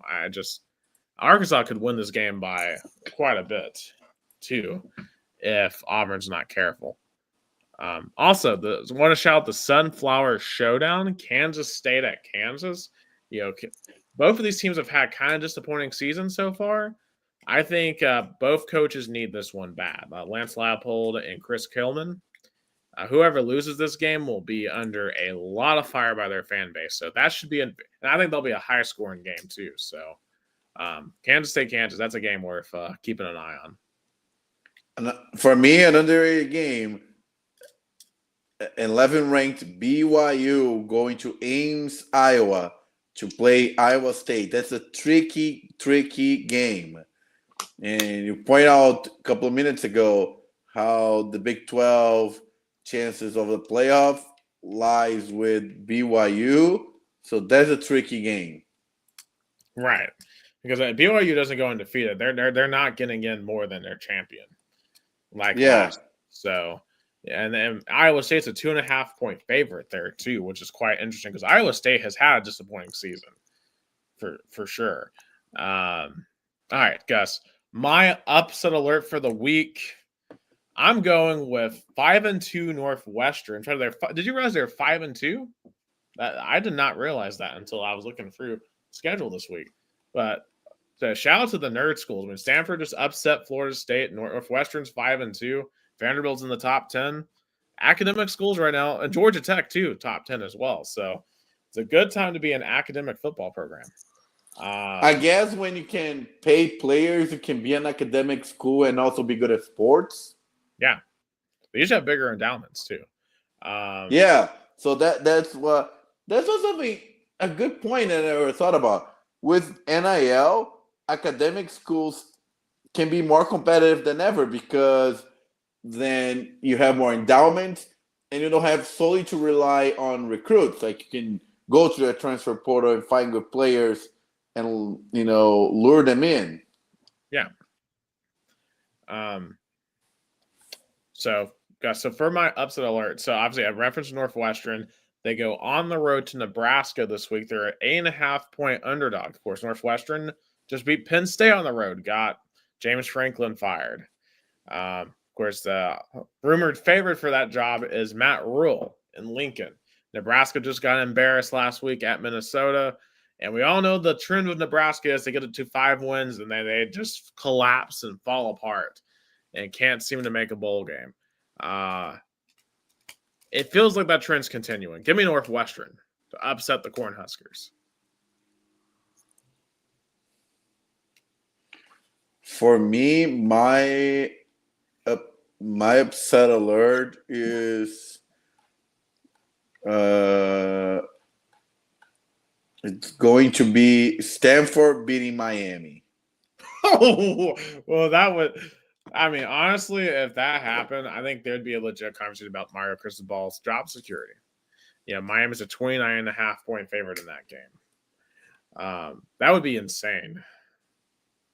And how about and for me, it's kind of the opposite. I think and not upset alert.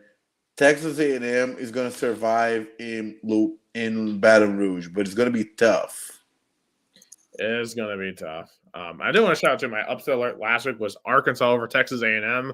That almost happened. It was 45-42. So, it was very close. Very, very close. Okay. So the 5 games, and I don't normally put an FCS game here, but this week I needed to make an exception. We have the number 1 team in FCS, North Dakota State, at number 2, South Dakota State. The battle for the Dakota marker. Guys, who is winning this one? Give me North Dakota State. Yeah, I agree. Give me North Dakota State, too. This was a national title game, too, last year. And speaking of the FCS, shout out Tennessee Tech. I mean, we talk about nerd schools, doing a great season in the FBS. How about the FCS? Undefeated Tennessee Tech, 7-0, Yeah, shout out Tennessee Tech. I did want to say next, Terrell Owens next week's doing all kinds of events next week in Chattanooga for homecoming. Of course, the Mocs are 3-4. They're going to have to win out to have any playoff chances. So, not the most exciting FCS season down here in Chattanooga, but I would not be surprised if we saw North Dakota State, South Dakota State again. I think the team though to watch for potentially in the FCS playoffs is Tarleton State. I was actually lurking some FCS forums. There's a lot of discussion over whether or not Tarleton State is a legit contender. Remember, they upset Army at the beginning of the year. So that's an interesting team to watch out for. Tennessee Tech, they've been pretty good this year too. I think they play Kentucky in a few weeks. So if Kentucky is completely spiraling, do they have a shot to upset Kentucky and Lexington? We will see. Know a couple of Tennessee Tech folks that would love to see that.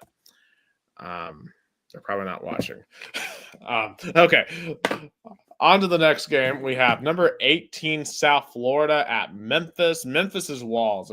Back is against the wall here. They're going to have to win if they have any chance of making the playoffs. It's a do or die for Memphis.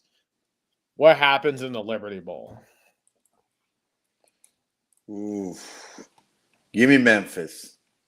I think Alex Golesh is going to crush their dreams for the best football program in Tennessee. Give me South Florida. By a lot. By a lot? Ooh. Yeah, by a lot. I think South Florida is way better. Okay, first of the three, you mentioned this Texas A&M LSU, so you're picking Texas A&M to survive. I'll take Texas A&M too. I just don't think LSU is very good. Now, I'm not fully convinced about Texas A&M either, but I just don't think LSU is going to be the team to exploit that. So, and that would put Texas A&M at 8-0 if they won this game. So, will Texas A&M lose 4 straight games to finish 8-4? If they lost this game, if they win this game, like they always seem to do. But I think Texas A&M's on their way to being better than 8-4 this year. So shout out to the Aggies. All right, the game over in Nashville, the college game day game, number 15 Missouri at number 10 Vanderbilt. I can't believe I'm saying that. Number 10 Vanderbilt. That might be more unbelievable than San Francisco Giants manager Tony Vitello. What do we think here? It's so crazy how Vandy came. I remember 2021, they were so bad, they had to get Sarah Fuller to be their kicker. Remember that? Yes, and then she scored on Tennessee, too. Which I remember crashing over that one, like, oh, God, we had a woman score on us. That was a very interesting year. But Vandy is a serious team now. Missouri struggled at Auburn the other day. I think Missouri's a decent team. But the team I saw at Vandy the other day, I think the Commodores are going to win this game. Give me Vandy as well. Yeah, I think they're going to win. And if they win this game, get ready for Vanderbilt looking to get into the playoffs at Neyland. Ooh, talk about the pressure on that one. Josh Heupel will have a lot of pressure if Vandy enters into Neyland Stadium with a chance to make the playoffs. All right, our game of the week here, number 8 Ole Miss and number 13 Oklahoma.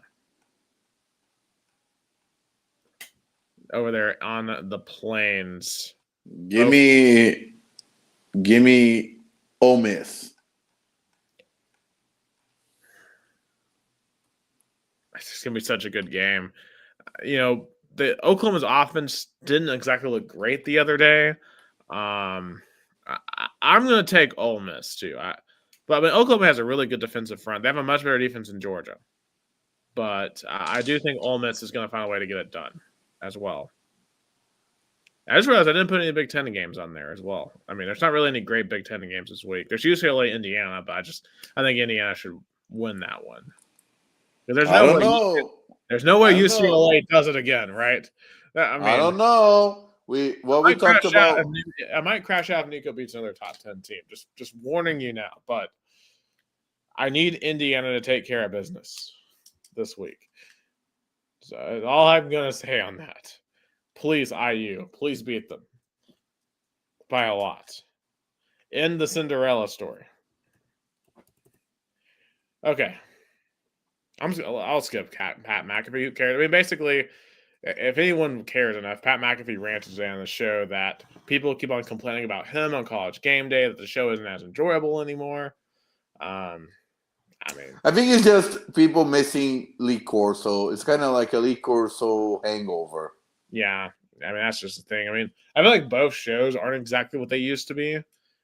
You don't have a headgear to look forward to anymore at the end. And that always felt like what you were watching every single day was for the headgear, and you just don't have that anymore.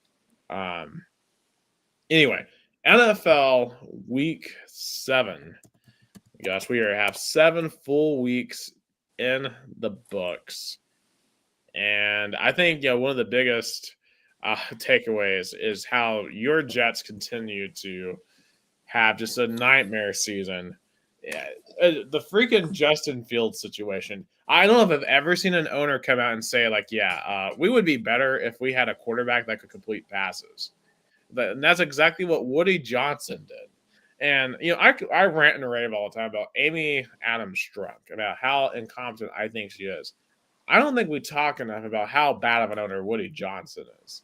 Like, this dope is terrible as an owner. For me, he's the worst owner in American pro sports. No doubt about it.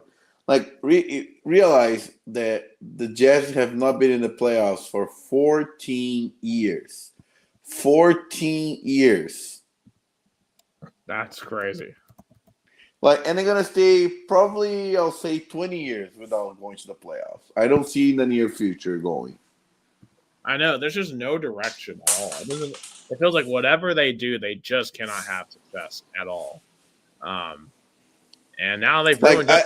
I feel bad for quarterbacks who have to play for the New York Jets. Really, even though I want the best players on my team, I ended up thinking about also I don't want them to put on this misery. 100%. It's just a lot of misery to go around, right? The Jets, our teams combined this year have 1 win in the NFL. Yeah, and of course the Titans, they just got blown out at home by Mike Vrabel, which I totally thought was coming. And it was crazy. The fans were literally chanting his name as they walked off the field. Vrabel, Vrabel, Vrabel, which is truly, I think, has to be one of the most embarrassing moments in the history of the Titans franchise for fans openly chanting the opposing coach. And I would have been chanting Vrabel too, because Vrabel should have never been fired, and he's now in a much better organization. I think it's normal he he had some great results, especially in 2021. He had that toughness that fans loved it, and he's doing a great job in the Patriots. So at the end of the day, he got the best out of this sports divorce. Also, I'm going to put on record now, I'm officially concerned about Cam Ward. I am officially concerned. This guy, some of the turnovers, like, I don't know if you have seen the fumbles he had. He's dropping back to pass, right? And he's going back to pass. The ball just falls out of his hand. It just falls out. It's happened 2 games in a row now, where it wasn't even the defender didn't cause it. He just dropped the ball 2 games in a row. Not even Will Levis did that, Gus. And you know how hard I was on Will Levis when he was our starting quarterback, like how bad I thought he was. Like, Cam Ward, frankly, looks just as bad, if not worse, right now. And I want to give Cam Ward some time to develop, but you can't just be dropping the ball. Like, I'd be calling for the Vols to bench Joey Aguilar if he was dropping the ball. I'd be calling for my local high school team to bench their quarterback if he was just randomly dropping the ball. We're talking about the number 1 pick in the NFL, Gus, who cannot hold on to the football. Like, it's mind-boggling. And this offense is horrific. And I know it's not all Cam Ward's fault, but at some point, we have to stop babying him and be like, look, I've seen other rookie quarterbacks produce and have good results. Cam Ward has done nothing so far, outside of a few good throws against the Cardinals to win that game. So it's totally a gifted situation. So I'm just not I agree with you 100%. I'm beginning to doubt Cam Ward. I'm worried we have gotten a Joy Marcus Russell incarnate here. So I hope he's not a bust, but man,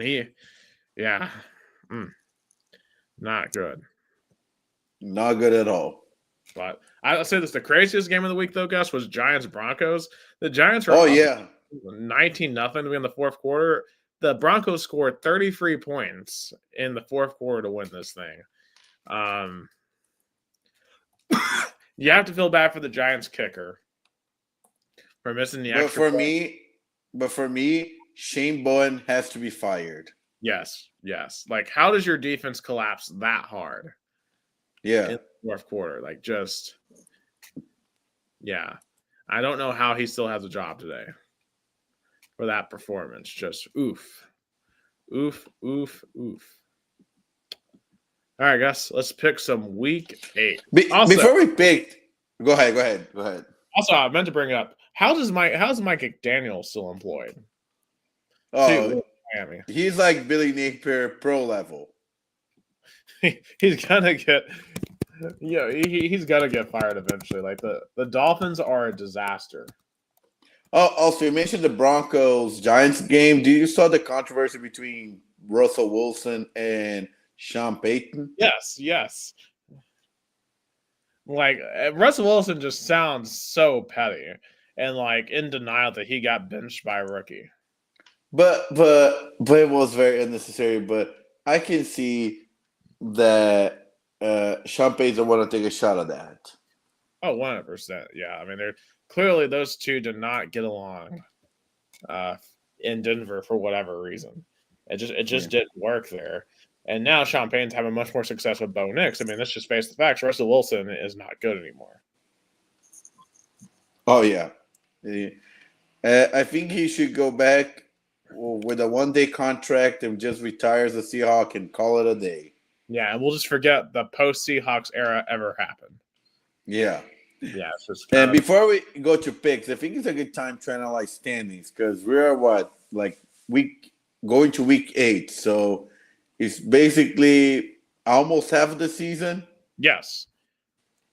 So for me, with looking at the standings right now, the most surprising of all is Baltimore Ravens in the bottom of the AFC North.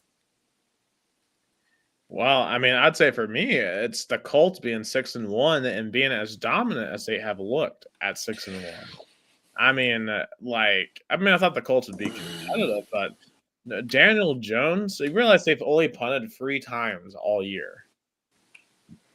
That's an incredible stat for 7 games. I would have never imagined a million years that Daniel Jones would be the key to unlocking that offense, but he has been. And the Colts, I mean, legitimately, I don't know if it's too early to suggest them or tease them out as a potential Super Bowl contender, but if they keep playing like this, they're going to be right now the number 1 seed in the AFC. But so far, truly, truly good opponents. I think they only beat the Chargers and maybe the Broncos, but the rest are no good. I mean, you have a point there, and they play the Titans again this week, so they still don't play a good team this week. I want to see their stretch when they face Steelers, Falcons, Chiefs, and Texans. That's the stretch I want to see if they can be the best in the AFC. That's fair enough, absolutely. But hey, gotta give them credit for how they're doing so far, though. I mean, But I think they're going to win the division. I think the division is the Colts. I want to see if they're good for be the number 1 seed in the AFC. Right, because I mean, if Kansas City is getting it going now, like they embarrassed Las Vegas the other day. I think KC will find a way to win the division. Still, it's just what Kansas City does until they prove me wrong otherwise. The Eagles got a big win, so I think they've stabilized themselves. But I'll say that I think Dallas, though, is not a dead team this year. Like they have a chance, especially with their offense. Granted, their defense is terrible, but they certainly have an offense to go along with it. They're the only team in the NFL that has scored 200 points and also have given up 200 points. They have like the second highest score in offense in the NFL at 222 total points, but they've also given up 206 points. So only if Jerry Jones could have re-signed a star defensive player. Yeah. That maybe would have helped with that.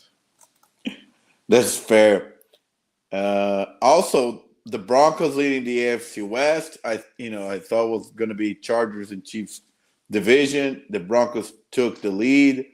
In the NFC, I'll say the NFC West definitely going to have 3 teams in the playoffs.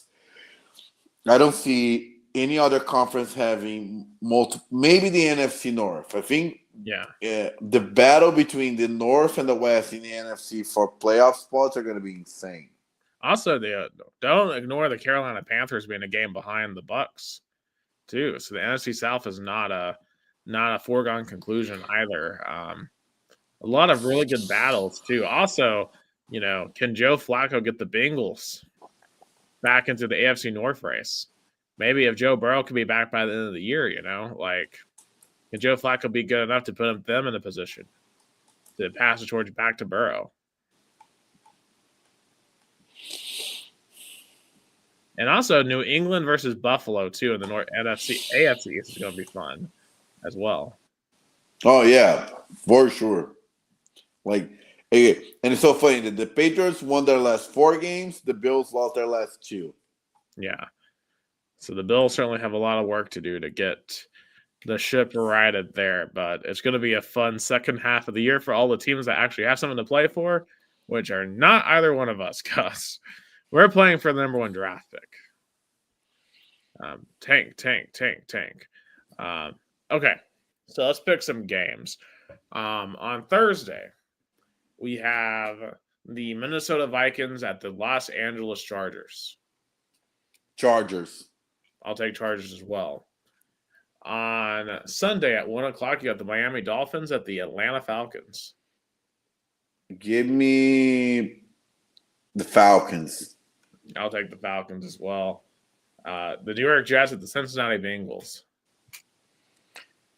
As much as I want, it's not going to be this week that the Jets win a football game. Give me the Bengals. I'll take the Bengals as well. We have the Cleveland Browns at the New England Patriots. Patriots. The New York Giants. Patriots there as well. The New York Giants at the Philadelphia Eagles. Eagles. Yeah, I think the Eagles will get revenge this week. This is a good one here. The Buffalo Bills at the Carolina Panthers. Bills. Yeah, I think the Bills get back on their running track. All right, the Chicago Bears at the Baltimore Ravens. We should have Lamar Jackson back this week. Ravens. Honestly, I'm going to go with the Bears to win here on the road. The first where we disagree on. Yeah, we have the San Francisco 49ers at the Houston Texans. 49ers. I'm going to go with Texans at home. All right, we got the Bucks at the Saints. Bucks. Yeah, I'll take the Bucks as well. The Titans at the Colts. Colts, easy. Yeah, Colts. Yeah. We got the Cowboys at the Broncos for the America's Game of the Week. Cowboys. I'll take the Cowboys as well. High-scoring game here. The Sunday night game is Green Bay at Pittsburgh. Finally, they picked a good game for prime time. I just realized here this is Aaron Rodgers versus Green Bay. Yeah. But it's not in Lambeau, unfortunately. It's in Pittsburgh. I am going to take the Packers. Steelers. All right. Monday night, you have the Jaden Daniels Washington Commanders, Marcus Mariota to get the start versus Kansas City in the Arrowhead. Chiefs. Yeah, take the Chiefs. This is quickly becoming a really disappointing season for Washington of all the injuries. So, I'll take KC. And what used to be the Native American game, but I guess it's not anymore. So, all right. So some other sports here. Want to shout? It's the NBA opening week. Right now, I've got San Antonio at Dallas. It looks like Victor Wembanyama just got himself an and one. I think Victor Wembanyama this year. I'm excited to see. Wow, what a dunk! Did you saw that? I did not see. I'm seeing the replay now. I mean, how can you stop him? Like you can't stop him. Like when he's healthy, you just can't stop him. Like What a dunk! I saw someone, comparing him to. He's basically the What modern a day. He's a modern day Wilt Chamberlain. what a play! As long as he stays healthy, as long as his body stays fine. Of course, last year he had blood clots, I believe, that ended his season early. He individually is going to be fantastic. And what remains to be seen is has the San Antonio Spurs done enough around him to support him? Because that's been the problem with San Antonio. Their team around him has sucked. Yeah, and after Popovich left, they're in a rebuild. Yeah, but and we'll have to give them this deal. They do have De'Aaron Fox with him. They have Bismack Biyombo. They've got Harrison Barnes. So I mean, they got some players, but it does feel like that they're not going to be, a playoff contender per se. And of course, obviously, on the other end here, you've got the Dallas Mavericks, who are starting the Cooper Flag era tonight after their just still idiotic trade of Luka Doncic last year. That still does not make a lick of sense, in my opinion. And Luka's new player lost yesterday. Luka's new Yes. team. Yeah, the Lakers got kind of owned by the Warriors. Steph Curry is ageless. I mean, we talk about how long LeBron has played, but Steph Curry just, he had 23 last night. Like he's the ageless wonder. And of course, Jimmy Butler had 31. The Warriors just find ways. The Warriors find ways, and the Lakers without LeBron are just they're very thin, right? Because I mean, obviously Luka did what Luka does: 43, 12 and 9. Of course, Austin Reeves had a good game, but they don't have much else besides that. And I don't know how much LeBron at this point in his career is really going to elevate the Lakers past that. That's a good point. We'll see what, Luka Doncic had a good game, had a double-double, but yeah, we'll see if LeBron last season or not. Yeah, but also go ahead. And the Thunder on the opening game of this NBA season had to go to overtime to beat the Rockets. Yeah, I mean, and I also want to say this on that too. It is so cool seeing basketball on NBC. Like I wasn't around for when it was on NBC back in the day with the round ball rock, the da da da da da da da. So it's cool seeing that back. And I thought NBC had a really cool presentation. I thought it was really good. I'm also excited to see Inside the NBA here on ESPN, see if that changes at all. But you speak of the Thunder, right? Like it seems like the Thunder are the prohibitive favorites to repeat as champions. Some of the other teams getting shouts include the Nuggets, the Cavs, the Mavs, and the Rockets. Of course, I think admittedly, last postseason may have made me a Pacers fan. Unironically, because I'm kind of following them now a little bit, and they're without Halliburton this year with the ACL, so I think it's going to be an uphill climb for them this year. But I still think they have the talent to be in the playoffs and win a playoff series, or even two. So the most common playoff match I've got here are the finals is Thunder Knicks.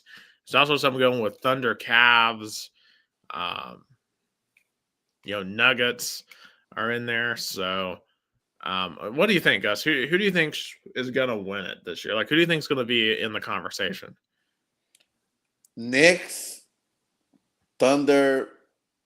Lakers, Warriors. I think that's what should be the conversation about in terms of favorites in the NBA. Maybe Milwaukee.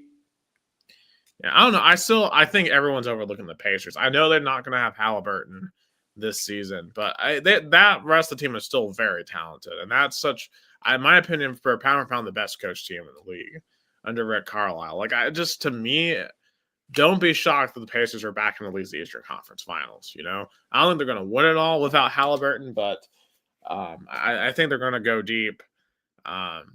But to me, it does seem like the Thunder are probably going to win again. If I had to pick, I probably would pick Thunder versus the Knicks. Because I don't know if I really believe in the Cavaliers. Can Donovan Mitchell, Darius Garland, the rest of that squad take the next step, right? Because if you have Cavs and Knicks in the Eastern Conference Finals, I mean, someone's got to overcome the narratives, right? The Knicks and the Cavs both have reputations right now as kind of choking teams. So there's a lot of narratives there. Of course, you still have Nikola Jokic on Denver. Minnesota is obviously a team that went deep last year. Of course, the Rockets with KD. You feel like this is probably his last hurrah, because it's probably the last hurrah for KD and for Curry, and for LeBron. Which one of those legends is best equipped at this point to still lead a deep playoff run? Yeah, that's a great question because it's marking the end of an era and the start of a new one. Right. And then even then, a guy like Wembanyama, and he just got himself a block. I mean, I still don't think San Antonio has the team around him, but man, I feel like there's a shot that Victor Wembanyama could be an MVP type candidate this year. So, we'll just have to wait and see on that this year. Yeah. But I'm a huge believer in Wemby. Give me Wemby MVP pick. Ooh, that's bold pick. Yeah. Also, while we're speaking basketball, we are rapidly approaching college basketball. This week, the Vols host Duke in an exhibition. So that's going to be a fun game. That's 2 p.m. on Sunday. And, last week they had SEC Media Days. Both Rick Barnes and Kim Caldwell talked at length about kind of their expectation for the season. I think both teams have a high expectations. Yeah, very much high. As you point out early in the pod, two back-to-back trips to the Elite Eight, but we gotta break the shadow. We gotta break the glass ceiling to make the Final Four. Right, and you're not going to know if that team is capable of it in the exhibition. You're just not. It's not a real game. The first real games are in the first week of November. We'll start learning just how good Tennessee is this year.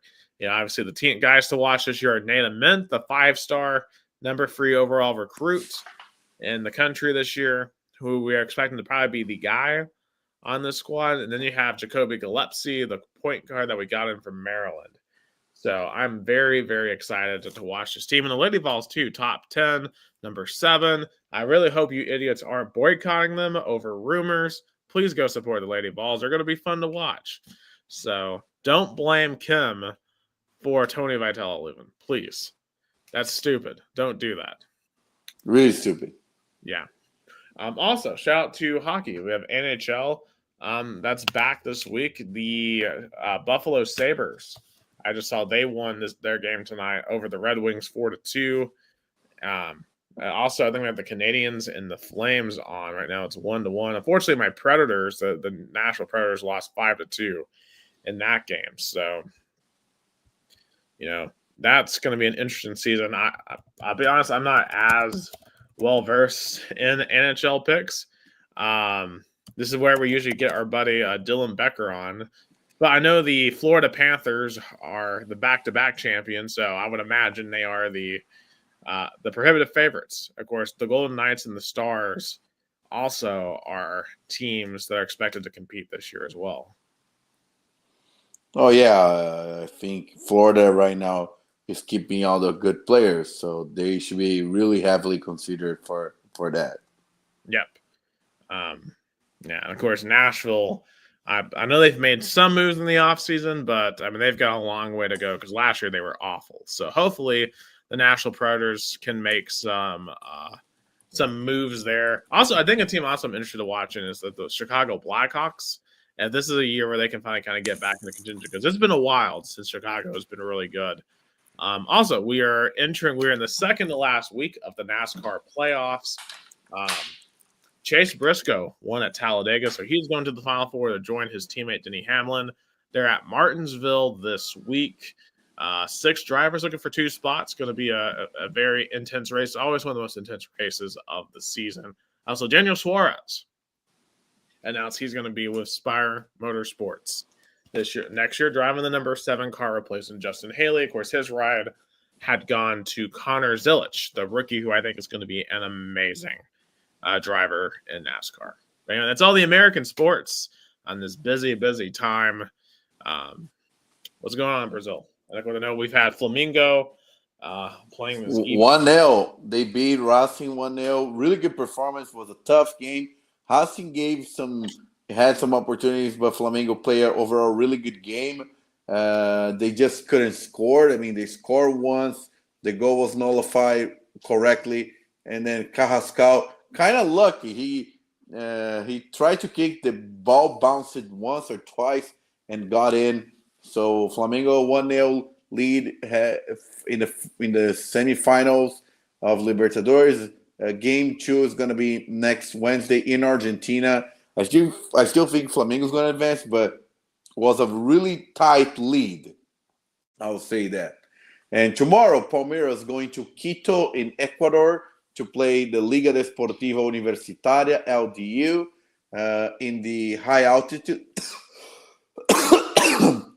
Sorry. The Quito altitude, 2,850 meters, which is 9,350 feet. So it's going to be quite tricky, yeah, it's going to be very. There's always the kind of like. I wonder if the same altitude as Denver, or no? Yeah, Denver is. I'll say half of the elevation of Quito. So that was gonna imagine living in a place like that, But they get used to it. Yeah. Because like here, even our mountains here are like half the size of the Rockies, like here in the Appalachians. Yeah. Yeah. But so Palmeiras is gonna have a really tough game, but I think they're gonna at least get a draw and then qualify at home. Brazilian Championship week 29. And for me, the story keeps on being Mirassol. 3rd straight win. They're in 4th place, going straight to Libertadores. There's quite nothing like it. A city with 60,000 people living it. Is the 4th best team in all Brazil, ahead of rich teams with big fan bases like Bahia, Botafogo, Fluminense, Vasco, Sao Paulo, right, and also, Corinthians. This real quick too. So the ESPN's on the halftime now, and they've got the Inside the NBA crew on the ESPN at halftime. And it's just so bizarre seeing them on ESPN and not TNT. But yeah, Brazil. I don't know why, but Brazilian ESPN is not showing it. It's just not showing it. It's showing highlights of other games, but sadly, it's not showing here for the Brazilian audience. But other interesting topics, of course, the game of the week last Sunday, Flamengo beat Palmeiras 3-1. Was a controversial call, a no call actually. Gustavo Gomes was pushed inside the penalty area. A lot of complaints about penalty. The referee didn't give, and Flamengo won 3-1. Palmeiras still in the first place because they have one more win compared to Flamengo. Sao Paulo in very much crisis, 3 straight losses, went down to number 9. Corinthians hanging there in 11th place, even though they cannot sign anybody because of a transfer ban. Santos lost a critical game to Vitória at home, and they're right now only ahead in goal differentials. No, they have one more win compared to Vitória. So Santos again is gonna fight to stay in the first division, and also Brazilian Cup courts were defined, like, the first game between Cruzeiro and Corinthians. First game is going to be in Cruzeiro Stadium. Second game in Corinthians Stadium, which is a huge advantage for Corinthians. Corinthians got a break on this draw to play the second leg of the game at home. Fluminense and Vasco, they're pretty much going to play the same stadium, 50-50. So whoever in this was not much anticipation for this draw. But yeah, that summarizes what's happening in Brazil. Absolutely. Well, obviously busy night. I did see that, just some quick NBA scores. The 76ers upset the Celtics tonight, 117-116. So they'll definitely. And my Knicks bit the Cavs too. Yeah, they were winless against the Cavs, and also they were showing the halftime stats here. Wemby has 21 points at the half. Cooper Flagg has 0. So yeah, got to make the Dallas fans feel good on that one, considering that the guy that was traded away had 42 last night. So in any case, that is all the time that we have on a very busy day in sports here, a memorable day here in Tennessee.